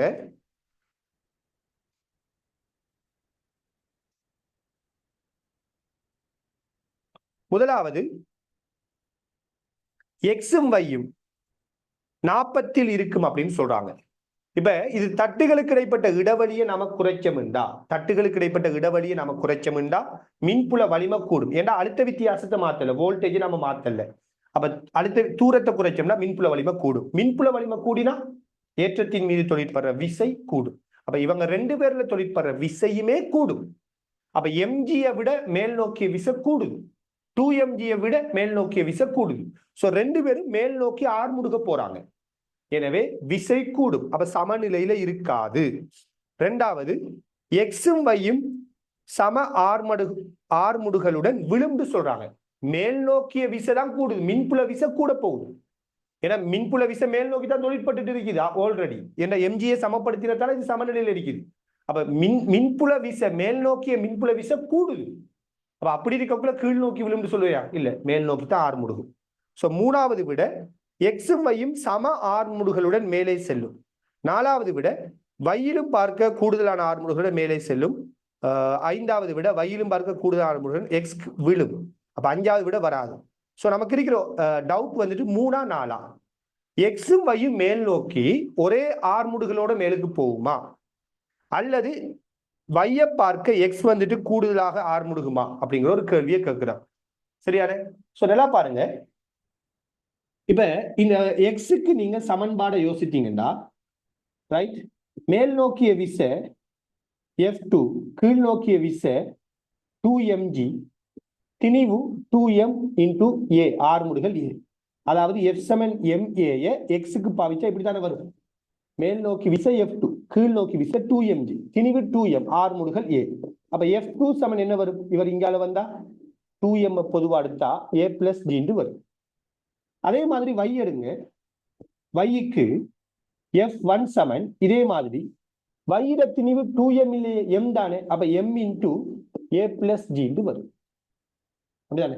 m into a plus g வரும். இப்ப எழுதி பாருங்க, மின்புல வலிமையை குறிப்பிட்ட மடங்கால அதிகரிக்கக்குள்ள, தட்டுகளுக்கு இடைப்பட்ட தூரத்தை குறிப்பிட்ட மடங்கால குறைக்கக்குள்ள மின்புல வலிமை குறிப்பிட்ட மடங்கால கூடும். சோ மின்புல வலிமை குறிப்பிட்ட மடங்கால கூடினா விசையும் அதே மடங்கால கூட போகுது. அப்ப ஆரம்பத்தில் இருந்த விசையை விட இங்க விசை ஒரு குறிப்பிட்ட மடங்கால கூடுது. ரைட்? அதே மடங்கால தான் இங்க ரெண்டு பேர் மீதான விசையும் கூடும். அப்ப ரெண்டு பேருக்கும் விசை கூடுகின்ற மடங்கு சமன். ரெண்டு பேருக்கும் விசை ஒரே மடங்கால கூடும். ஏன்னா தூரத்தை நாம குறைக்கிறோம். தூரத்தை நாம குறைக்கக்குள்ள மின்புல வலிமை கூடுது. ரெண்டு பேருக்கும் ஒரே மின்புல வலிமை தான், இந்த தட்டுகளுக்கு இடைப்பட்ட மின்புல வலிமை. அதனால விசை வந்துட்டு ஒரே மடங்கா தான் கூடும். சரியான? விசை கூடுகின்ற மடங்கு ரெண்டு பேருக்கு சமன். ரைட்? அப்ப விசை கூடுகின்ற மடங்கு ரெண்டு பேருக்கு சமனா இருக்கிறதால இங்க ஆரம்பத்துல தொழிற்படுற விசையை பேஸ் பண்ணி நாம யோசிப்போமா இருந்தா ஆர்முடுகள் என்ன செய்யும்? ஒரே அளவால கூடுமுங்கிற முடிவுக்கு வரலாம். அப்படித்தானே? சரியா? ஆர்முடுகள் வந்துட்டு ஒரே அளவால கூட போகுது. ஏன்னா விசை ஒரே மடங்கால கூடுது. திணிவு 2m ஏத்த மாதிரி இங்க வரும், இங்க m ஏத்த மாதிரி வரப்போகுது. அப்ப 6 முடுக்கு என்ன செய்யும்? ஒரே அளவா இருக்கணும்.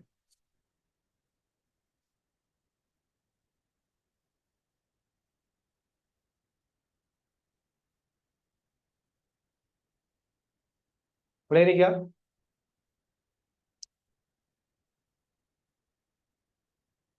அல்லது சிம்பிளா எப்படி சொல்லலாம்? இல்லாட்டி உங்கள்கிட்ட இவர் 6 முடுகளை A1 எடுங்க, இவர் 6 முடுகளை A2 எடுங்க. ரெண்டு பேருக்கு விசை ஒரே மடங்காலாம் கூடும். அதுல உங்களுக்கு டவுட் இருக்கவே தேவையில்லை. மின்புல வலிமை ஒரே மடங்கா கூடுதுன்னா விசை ஒரே மடங்கா கூடும். அப்ப விசை ரெண்டு பேருக்கு ஒரே மடங்கா கூடுதுன்னா ரெண்டையும் பிரிங்க, இதையும் பிரிங்க. பிரிச்சிங்கன்னா ரைட், NF2 NF1 பிரிங்க. மடங்கு ஒன்று தான், விசைற மடங்கு ஒரே மடங்கா தான் கூடி இருக்கு. அப்ப கூடுதுன்னா F2 F1 தான் வரும். MM வெட்டுப்பட்டா 2 into A1 plus G into A2 plus G தான் வருது. ஸோ F2 F1 விகிதம் ஆல்ரெடி 2க்கு தான் சமன். அப்ப இந்த விகிதம் சமன் அர்த்தம். பார்முடிகள் சமனாரி. சும்மா சமன்பாடு போட்டீங்கன்னா விட வார ஒரு கேள்வி அது. அடுத்த கேள்விக்கு வருவோம்.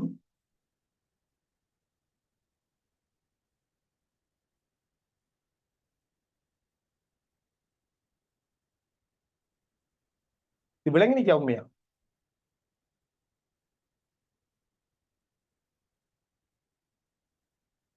நான் என்ன சொன்னு விளங்கினிக்கா? ஒழுங்காக எழுதி காட்டிக்கல, நான் எனக்கு திருப்தி இல்லாம நீங்க தான் கேட்க.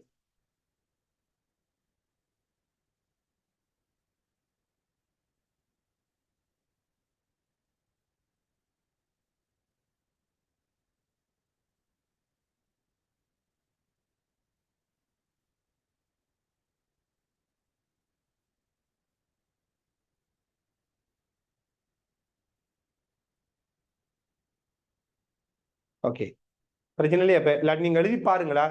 ரெண்டு ரெண்டு ஸ்டெப்பா எழுதி பாருங்க. ஃபர்ஸ்ட்டுக்கு சமநிலைக்கு ஒரு சமன்பாடு எழுதுங்க, திருப்பி ஆறுமுடுகளுக்கு ஒரு சமன்பாடு வச்சு யோசிங்க. நான் என்ன சொல்றேன்னா அப்படியெல்லாம் யோசிக்க வேணா. திணிவோட மடங்குக்கு ஏற்ற மாதிரி இங்க விசையும் அதுக்கேற்ற விசை ஒரே மடங்கால இங்க கூட போகுதுண்டா, ரைட்? இந்த ஆறுமுடுகள் என்ன செய்யணும்? ஒரே அளவா தான் இருக்கும் அப்படின்னு சொல்றேன். ஏன்னா இதுல விகிதம், இது ரெண்டையும் நீங்க பிரிக்கக்குள்ள விசைட விகிதம் திணிவிட விகிதத்துக்கு தான் சமனாரிக்கும். ஆரம்பத்திலையும் விசைட விகிதம் திணிவிட விகிதத்துக்கு சமனாரிஞ்சிருக்கு. இப்ப அதே சமனாரிக்குதுன்னா இதுவும் இதுவும் இந்த விகிதம் என்ன அறிக்கணும்? சமனாரிக்கணும். அப்ப A1 பிளஸ் ஜியும் A2 பிளஸ் ஜியும் சமனாரிக்கணும்.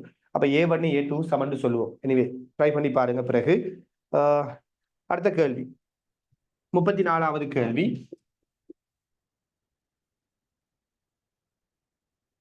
இந்த 34வது கேள்வி ஒரு பழைய பாஸ் பேப்பர் கேள்வி.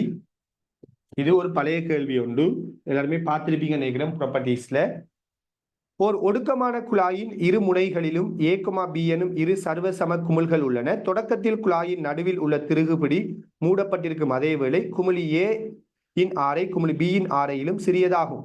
அதன் பின்னர் திருகுபிடி திறக்கப்பட்டு குமிழ்கள் உடையாதவாறு தொகுதி 40 அடைவதற்கு விடப்படுகின்றது.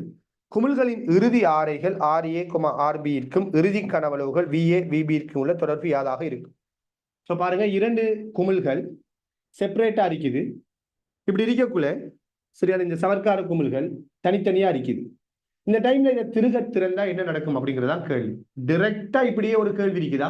பாஸ் பேப்பர், பழைய பாஸ் பேப்பர் கேள்வி ஒன்று இருக்குது, அது திருப்பி போட்டு வச்சிருக்கிறாங்க. ஸோ முதலாவது என்ன விஷயம்னா, எப்பயுமே ஆரை சின்னனா இருந்தா அமுக்கம் பெருசா இருக்கு. ஏண்டா டெல்டா P சமன் 4T தான் ஒரு சவர்க்கார குமிழுக்கு உள்ளுக்குள்ளையும் வெளியில இருக்கிற அமுக்க வித்தியாசத்துக்கு சமன்பாடு. டெல்டா P சமன் 4T(R). ஸோ ஆரை சின்னனா இருந்தா அமுக்க வித்தியாசம் பெருசா வரும். ஆரை சின்னனா இருந்தா அமுக்க வித்தியாசம் பெருசா வரும். ஸோ வெளியில அமுக்கம் பை தான். அப்ப அமுக்க வித்தியாசம் பெருசா வரணும்னா இதுக்குள்ள இருக்கிற அமுக்கத்தை விட பெருசா இருக்கணும். ஸோ ஏயில் இருக்கிற அமுக்கம் பியில் இருக்கிற அமுக்கத்தை விட பெருசு. இது முதலாவது விஷயம். ஏயில் இருக்கிற அமுக்கம் பியில் இருக்கிற அமுக்கத்தை விட பெருசா இருக்கு. ஏன்னா அமுக்க ஆரை சின்னனா இருக்குதுன்றால் அமுக்க வித்தியாசம் பெருசா இருக்குது. அமுக்க வித்தியாசம் பெருசா இருக்குதுண்டா உள்ளுக்குள்ள இருக்கிற அமுக்கம் ஏக்கு உள்ள இருக்கிற அமுக்கம் பியில் இருக்கிற அமுக்கத்தை விட பெருசா இருக்குது. ஏன்னா வெளியில அமுக்கம் சமம் தானே, இல்லைங்கதா? அப்ப ஏக்குள்ள இருக்கிற அமுக்கம் பியில் இருக்கிற அமுக்கத்தை விட பெருசு. இப்ப நீங்க இவரை அகற்றுங்க. அகற்றினா எல்லாம் பாருங்க, எப்பயுமே அமுக்கம் கூடிய இடத்திலிருந்து அமுக்கம் குறைந்த இடத்தை நோக்கி தான் பாய் இயங்கும். அப்ப ஏயில் இருக்கிற அமுக்கம் தானே பெருசி. ஆர்எஸ் அமுக்கம் பெருசியான. அப்ப ஏயில் இருக்கிற அமுக்கம் தானே பெருசி. அப்ப ஏயிலிருந்து பியை நோக்கி வழி பயணிக்கும். சோ ஏயிலிருந்து பியை நோக்கி வழி இயங்குதுண்டால் ஏட ஆரை குறைய ஆரம்பிக்கும். ஏட ஆரை குறையும். பியை நோக்கி வழி வருவதுண்டால் பீட ஆரை பீட கனவளவு கூடும். விளங்குதா? அப்ப ஏயினதும் பியினதும் என்ன கனவளவுகளுக்கு என்ன நடக்கும்னு பாத்தீங்கன்னா, ரைட், ஏயினதும் பியினதும் கனவளவுகளை பொறுத்தவரையில பீட கனவளவு பெருசா இருக்கும், ஏட கனவளவு சின்னனா இருக்கும். ஏன்னா இதுல கனவளவு கூடும், இதுல கனவளவு குறையும். ஏன்னா வழி இப்படி ஓட போகுது. அதே நேரத்தையில ஒரு டைமுக்கு ரெண்டும் சமநிலைக்கு வரும். சமநிலைக்கு வந்துட்டுன்னா மீனிங் என்ன? சமநிலைக்கு வந்துட்டுன்னா மீனிங் என்ன? ரெண்டு பேருக்குள்ள இருக்கிற அமுக்கமும் சமன் அர்த்தம். சமநிலைக்கு வந்தா இதுக்குள்ள இருக்கிற அமுக்கமும் இதுக்குள்ள இருக்கிற அமுக்கமும் என்ன? சமன். ரெண்டு பேருக்கு அமுக்கம் சமன்டா. ஏயிலையும் பியிலையும் அமுக்கம் சமனா வருவதுன்னா மீனிங் என்ன? ரெண்டு பேர் ஆரையும் சமன். எனவே சமநிலையின் போது சரியான இது ரெண்டுக்குள்ளேயும் அமுக்கம் சமன். அப்ப ரெண்டுலையும் ஆரை எப்படி வரும்னா சமனா வரும். சில பேருக்கு வர டவுட் என்னண்டா, அது எப்படி இதுட ஆரையும் இதுட ஆரையும் சமனா வரும்?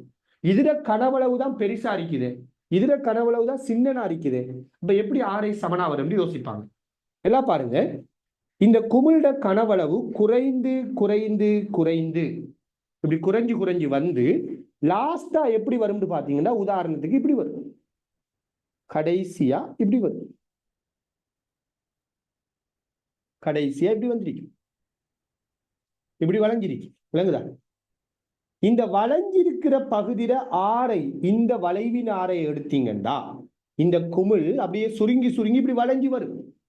இந்த வளைஞ்சிருக்கிற பகுதியில வளைவின் ஆரையை எடுத்தீங்கன்றால் இவர வளைவின் ஆரையும் இவர வளைவின் ஆரையும் சமனாரிக்கலாம். அதாங்க நடக்கிறது. அப்ப இதுல குமிழ்ட கனவளவு குறைஞ்சி குறைஞ்சி வந்து இப்படி வரும். இதுல வளைவின் ஆரை இதுல வளைவின் ஆரைக்கு எப்படி வரும்? சமனா வரும். வளைவின் ஆரை சமனா வரும். சரியா? படிச்சிருப்பீங்கன்னு நினைக்கிறேன். அடுத்தது 35வது கேள்வி.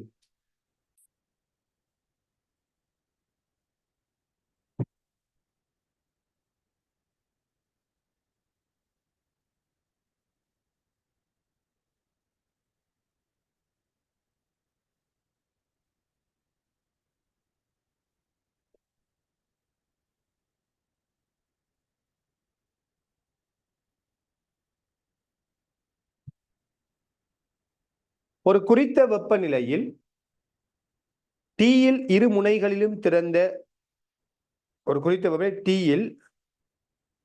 வெப்பநிலை டீயில் இரு முனைகளிலும் திறந்த ஒரு குழாய் மீடிர 400 ஹெர்ட்ஸிற்கு பரிவுறுகின்றது. வெப்பநிலை டீயில் இருப்பதிலும் பார்க்க 2 வீதம் குறைவான ஒளியின் கதி இருக்கும் ஒரு நாளில் இக்குழாய் பரிவுறும் மீடிரன் யாது அப்படின்னு கேட்கிறாங்க. ஸோ வெப்பநிலை 2 வீதத்தால குறையக்குள்ள சரியான குழாய் பரிவுறுகின்ற மீடிரன் என்ன அப்படிங்கிறதான் கேள்வி. குழாய் பரிவுறுகின்ற மீடிரன் என்னங்கிறதான் கேள்வி. சோ பாருங்க, 400 ஹெர்ட்ஸ் மீடிரன் டி வெப்பநிலையா இருக்குது. இப்ப வெப்பநிலை 2 வீதத்தால குறையுது. சோ முதலாவது வெப்பநிலைக்கும் மீடிரனுக்கும் என்ன தொடர்பு, அதை நாம யோசிக்கணும்.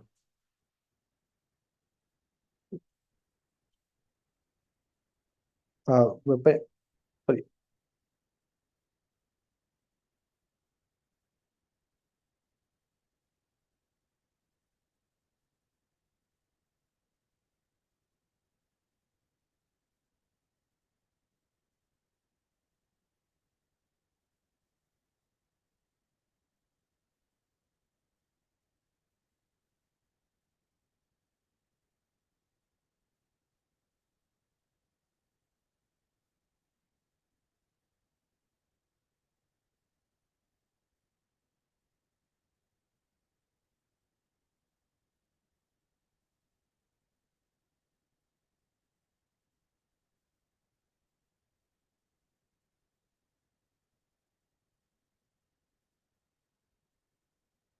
சரியா, வெப்பநிலையை சொல்லல, கதியைத்தான் சொல்றாங்க இல்லையா. கதி வந்துகிட்டு 2 வீதத்தால குறையுதுன்னு சொல்றாங்க. நல்லா பாருங்க, ஒரு குறித்த வெப்பநிலை தீயில் இரு முனைகளிலும் திறந்த ஒரு குழாயின் மீடிட 400 ஹெர்ட்ஸிற்கு பரிவுறுகின்றது.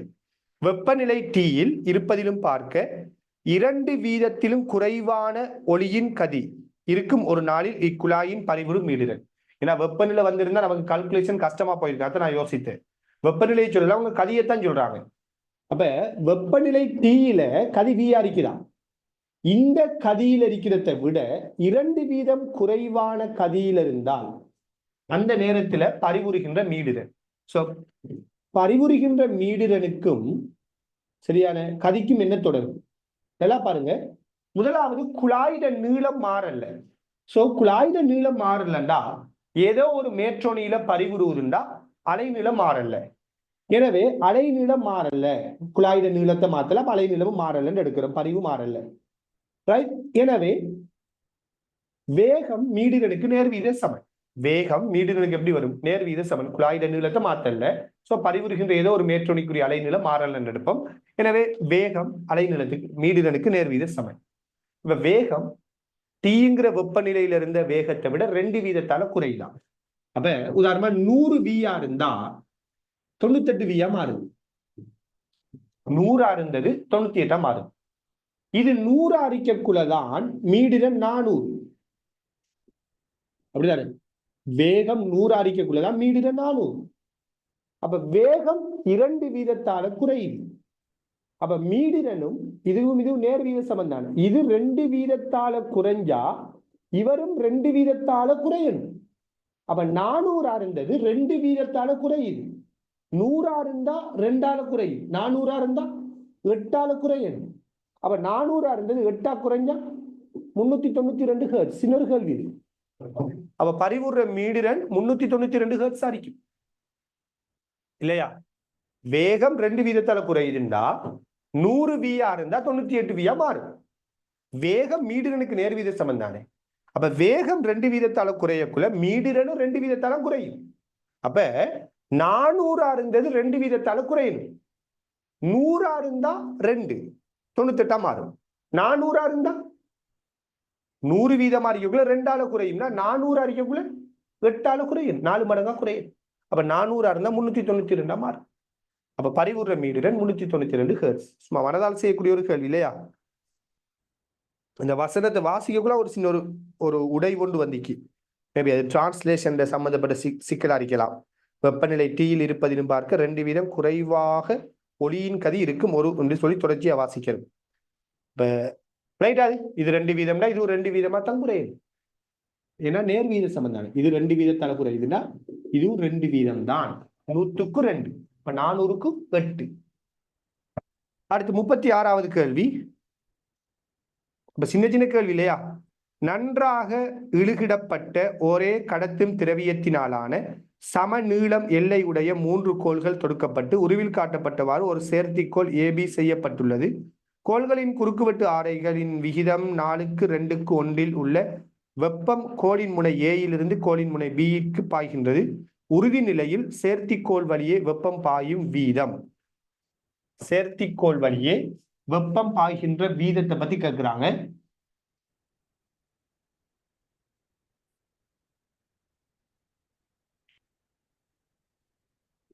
கவனிங்க, ரொம்ப சிம்பிளான ஒரு கேள்வி ஒண்ணு கேட்டு வச்சிருக்கிறாங்க.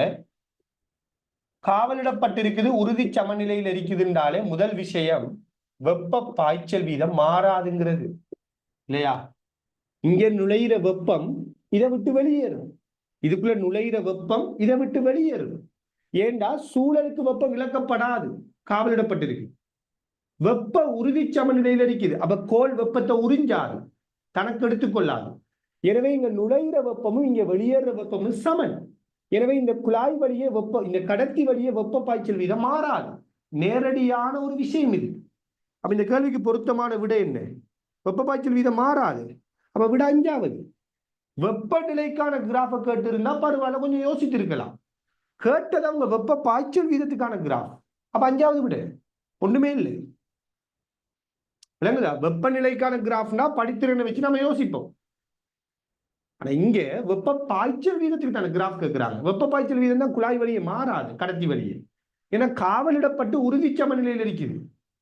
அப்ப இதுக்குள்ள நுழையிற வெப்பம் ஒவ்வொரு செகண்டுக்கும் இதை விட்டு வெளியேற வெப்பமும் சமன். அப்ப விட 5வது வெப்பநிலைக்கு கிராஃப் கேட்டு இருந்தா சமனான நீளம் வச்சுக்கொள்ளுங்க. சமனான நீளம் சொல்றாங்க. சமனான நீளம் தந்திருக்கிறாங்க தானே. வெப்பநிலைக்கு கிராஃப் கேட்டா எப்படி வரும்? இந்த குழாய் வழியே வெப்பநிலைக்கான மாறல் கேட்டு இருந்தா கிராஃப் எப்படி வரும்? வெப்ப பாய்ச்சல் வீதம் மாறாது, விட 5வது. சும்மா ஆக சிம்பிளான ஒரு கேள்வி ஒன்று. நான் என்ன கேட்கிறேன்னா வெப்பநிலைக்கு கிராஃப் கேட்டு இருந்தா எப்படி வரும்? எஸ், என்ன?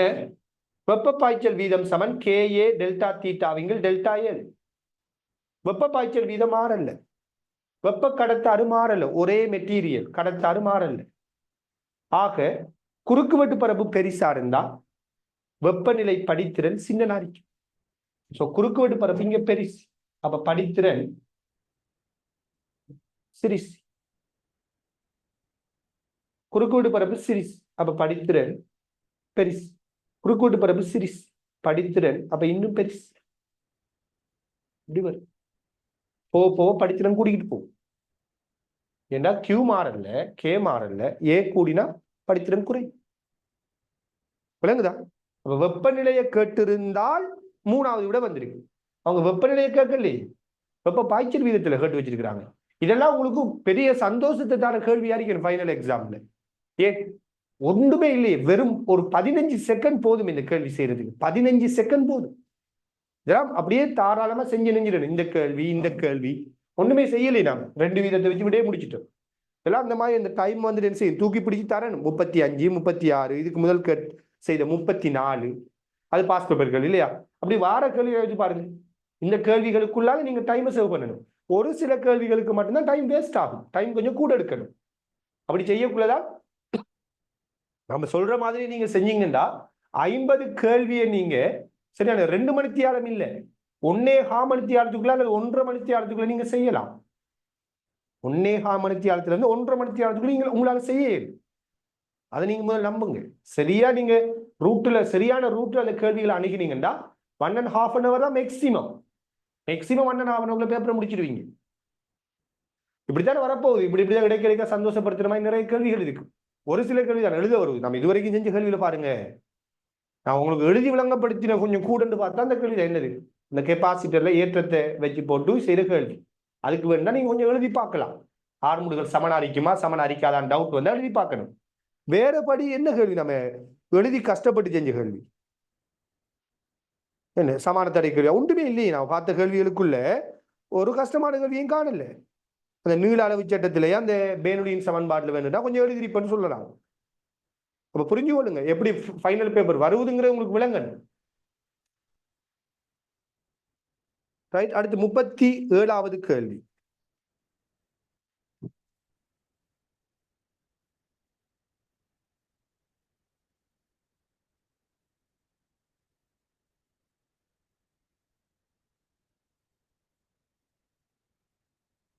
புறக்கணிக்கத்தக்க திணிவை உடைய ஒவ்வொன்றினதும் தொடக்க நீளம் L ஆகவும் குறுக்குவெட்டு பரப்பளவு A ஆகவும் இருக்கும்.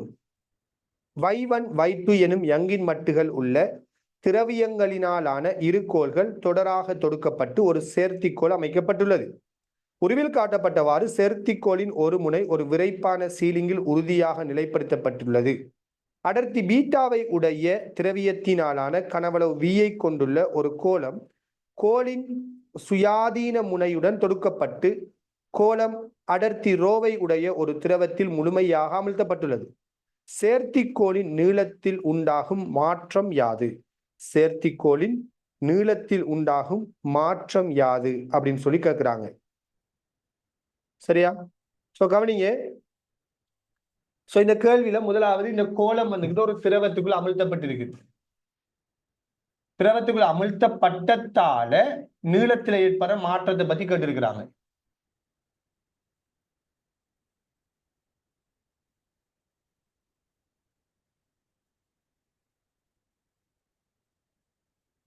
சரியா? முதலாவது கோலத்திட ஆரம்ப நீளம், சாரி, இந்த கோல்ட ஆரம்ப நீளம் ஒவ்வொன்றும் எல். இப்ப இவங்களோட ஆரம்ப நீளம் ஆரம்பத்துல ஆரம்ப நீளம் வந்துட்டு 2L இருக்குது. இப்ப நாம இப்படி ஒரு கோலத்தை இங்க கட்டி வச்சிருக்கிறோம்.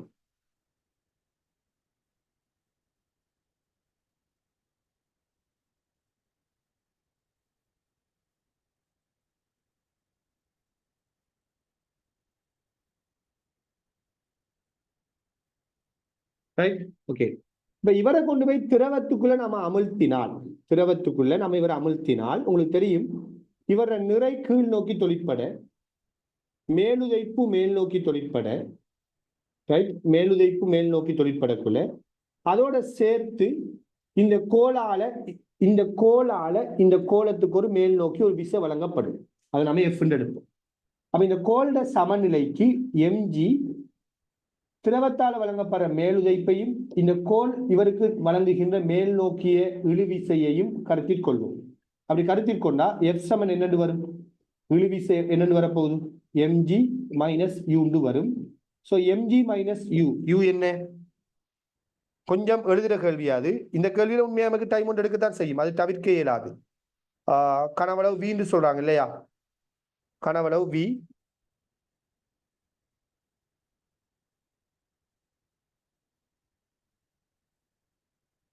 இது ரோ, இது பீட்டா. அப்ப வி ரோ ஜின்னு வரும். எம்ஜி வார இடத்துல நீங்க என்ன போடலாம்? வி பீட்டா ஜின்னு போடலாம். அப்ப கோலத்திட நிறை வி பீட்டா ஜி, அடர்த்திய கனவளவால பெருக்கிறோம். மேலுதைப்பு இடம்பெயர்க்கப்பட்ட கனவளவு வி, திரவத்திட அடர்த்தி ரோ, அப்ப வி ரோ ஜின்னு வரும். இதான் இந்த கோல் மீது தொழிற்படுற இப்ப புதிய விசையா இருக்க போகுது. அப்ப நீளத்துல ஏற்படுற மாற்றம் என்ன அப்படிங்கறதுதான் கேள்வி. சோ பாருங்க, இந்த மாதிரி ஒரு விசை தான் இந்த கோல் மீது தொழிற்பட போகுது. ரைட். ஆரம்பத்துல இந்த இரண்டு கோள்கள் இருக்கக்குள்ள இந்த கோலத்தின் நிறைக்கு சமனான விசைதான் இந்த கோள்கள் இந்த கோலத்துக்கு வழங்கி இருக்கிறது. ஆரம்பத்துல விசை எம்ஜி, இப்ப இந்த கோள்கள் வழங்குற விசை இப்படி இருக்குது. எனவே இந்த கோள்கள் ஒவ்வொன்றில் ஏற்பட்ட நீளத்தின மாற்றத்தை எடுக்க போறோம். உங்களுக்கு தெரியும், யங்கின் மட்டு சமன் தகைப்பின் கீழ் விகாரம், தகைப்பின் கீழ் விகாரம் அப்படின்னு சொல்லுவோம். அந்த வகையில நீட்சி என்னதுக்கு சமனா இருக்கும்டா எஃப் எல்லின் கீழ் ஏ வைக்கு சமன். ஒவ்வொரு கோள்ல ஏற்படுற நீட்சி அல்லது நெருக்கல் எஃப் எல்லின் கீழ் ஏ வைக்கு சமன். எனவே நான் என்ன செய்ய போறேன்னா, இந்த கோலங்களில் ஏற்பட்ட மொத்த மாற்றம், நீட்சியில ஏற்பட்ட மொத்த மாற்றத்தை கண்டுபிடிக்க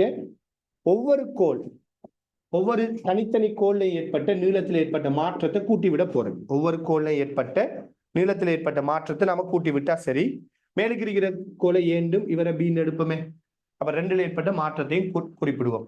உங்களுக்கு தெரியும், ஆரம்பத்துல தொழிற்படுற கோள் மீது கோள் வழியை தொழிற்படுற விசை எம்ஜிக்கு சமன். இப்ப தொழிற்படுற விசை வந்துட்டு எம்ஜி மைனஸ் யூவுக்கு சமன், எம்ஜி மைனஸ் யூவுக்கு சமன். எனவே இந்த நீட்சியில ஏற்பட்ட மாற்றத்துக்கு காரணம் விசையில ஏற்பட்ட மாற்றம். அப்ப விசையில ஏற்பட்ட மாற்றம்னு பார்த்தா வி ரோ ஜின்னு வரணும் இல்லையா? விசையில ஏற்பட்ட மாற்றம்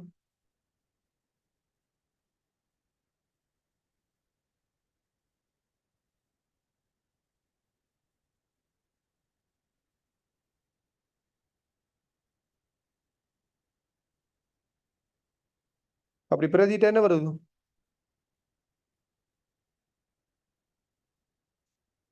விசை வார இடத்துல வியையும் ஜியையும் பொதுவா எடுத்தா பீட்டா மைனஸ் ரோ ஜி. விசை வார இடத்துல இவரை போட்டால் பீட்டா மைனஸ் ரோ ஜி, கீழுக்கு எல், சாரி, ஏ ஒய் 1, இங்கேயும் beta B minus rho G L A Y 2. அப்ப இதை பொதுவா எடுத்தா பீட்டா மைனஸ் ரோ ஜி எல்ல பொதுவா எடுத்தா ஒன்றின் கீழ் y1 பிளஸ் ஒன்றின் கீழ் y2. அப்படியா? விசை வார இடத்துல கொண்டு பிரதிட்டு செய்யக்குள்ள என்ன வருது? பீட்டா மைனஸ் ரோ ஜிஎல் ஏ y1 y2.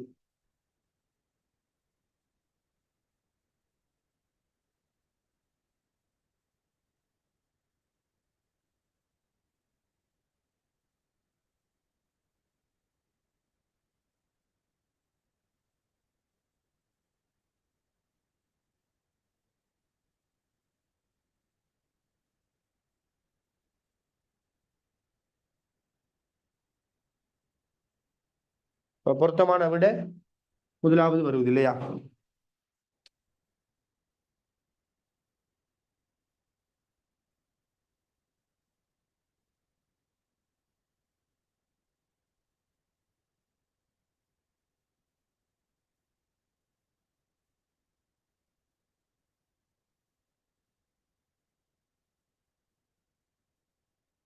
ஓகே, இதுல கவனிங்க, இந்த கேள்வி சம்பந்தமா கொஞ்சம் மேலதிகமா சில விஷயத்தை சொல்லிக் கொள்றேன். இது என்னென்றால், இந்த கேள்வியில நம்ம முக்கியமா எடுக்க வேண்டிய ஒரு எடுகோள் ஒன்று இருக்குது. இந்த கேள்வியை நாம செய்யறதுக்கு முக்கியமா எடுக்க வேண்டிய ஒரு எடுகோள் என்ன அப்படின்னால்,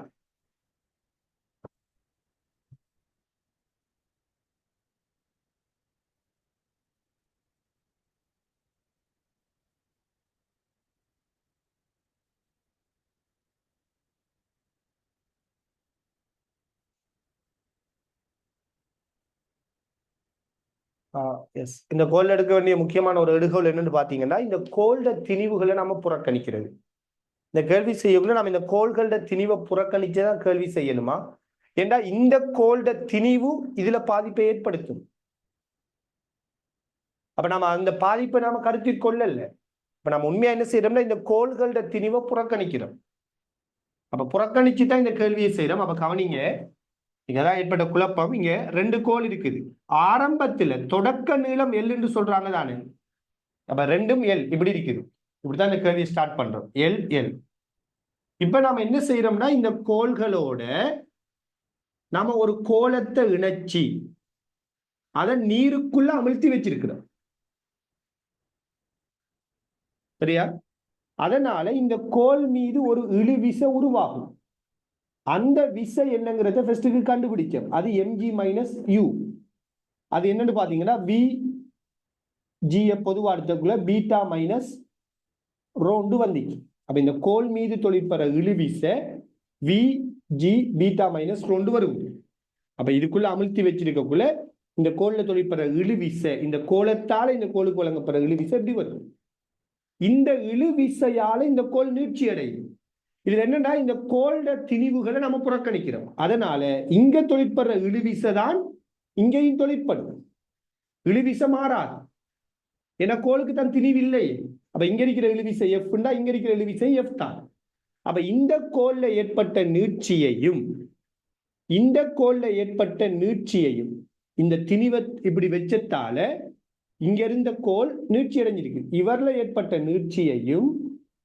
ஏற்பட்ட நீட்சியை நம்ம கூட்டி வாரதான் இந்த கோல்ல ஏற்பட்ட மொத்த நீட்சி. எனவே நீட்சிக்கான சமன்பாடு என்ன அப்படின்னு பார்த்தோம்னா, எஃப் எல் இங்கில் ஏ வை. அப்ப இந்த கோல் மீது தொழிற்பெற இழுவிசை எஃப் தானே. அப்ப எஃப் வார இடத்துல நான் என்ன செஞ்சேன்னா, விஜி பீட்டா மைனஸ் ரோவின் கீழ் ஏ இன்டு வை வந்து போட்டேன். அதே மாதிரி இந்த கோல்ல ஏற்பட்ட நீட்சியை கண்டுபிடிக்க 2 கோல்ல ஏற்பட்ட நீட்சியை கண்டுபிடிக்கிறோம். அதே விசை தான் வரப்போகுது. அப்ப விஜி பீட்டா மைனஸ் ரோவின் கீழ் ஏ வை டூண்டு வருது. இப்படி 2 கோல்ல ஏற்பட்ட நீட்சிகளை கண்டு அந்த நீட்சியை நாம என்ன செய்யறோம்னா கூட்டுறோம். அதான் நம்ம செஞ்ச வேலை. இந்த கேள்வி செய்யக்குள்ள நாம எடுக்கிற எடுகோல் என்ன? இந்த கோல்ட திணிவுகளை நாம் என்ன செய்யறது? புறக்கணிக்கிறது. சரியா? ஏன்னா கோள்களோட திணிவுகளை நீங்க புறக்கணிக்கலன்னா இதர திணிவு இதர நீட்சியில பாதிப்பு ஏற்படுத்தும். இல்லைங்கதா? இப்படி ஒரு விஷயமும் இருக்குது. அதை புறக்கணிச்சுதான் நம்ம இதை யோசிக்கிறோம். Right, okay. ஸோ இதோட இந்த பகுதியை நாம முடிச்சுக்கொள்வோம். பேலன்ஸான கேள்விகள் இன்ஷா அல்லாஹ் எனக்கு 7 இருந்தால் நான் ரெக்கார்டட் வீடியோ உங்களுக்கு அனுப்பி வைக்கிறேன். அதே மாதிரி சில எஸ்ஏ கேள்விகள் உங்களுக்கு அனுப்பி வைக்கப்படும். நீங்கள் ஃப்ரீயான டைம்ல பார்த்துக்கொள்ளுங்க. அடுத்ததாக லாஸ்ட்டாக ஒரு கிளாஸ் வந்துட்டு இன்றைக்கு நைட்டுக்கு இன்ஷா அல்லாஹ் உங்களுக்கு நடைபெறும். இன்னைக்கு நைட்டுக்கு 9:30க்கு வந்துக்கிட்டு கிளாஸ் ஒன்று நடைபெறும். அந்த கிளாஸ்ல குறிப்பாக தகைப்பு விகாரம், இந்த area, properties of matter, induction சம்பந்தமான உங்களோட டவுட்டான கேள்விகளுக்கு ப்ரையாரிட்டியும் ஏனைய டவுட்டான கேள்விகளை இன்ஷா அல்லாஹ் நம்ம டிஸ்கஸ் பண்ணி ஸோ இன்றைய நாளோட நம்ம கிளாஸுகளை நாம ஒஃபிஷியலாக முடிச்சு கொள்வோம். ரைட், அது பிறகு நான் வந்துக்கிட்டு ஏற்கனவே சொன்ன மாதிரி சில வீடியோஸ் ஷேர் பண்ணுறேன். நீங்கள் தேவையானதை பார்த்து கொள்ளுங்க, பிரயோசனப்படுத்தி கொள்ளுங்க. Right, okay. ஜஸாக்கல்லாஹு ஹைர். அஸ்ஸலாமு அலைக்கும் வரஹ்மத்துல்லாஹி வபரகாத்துஹு.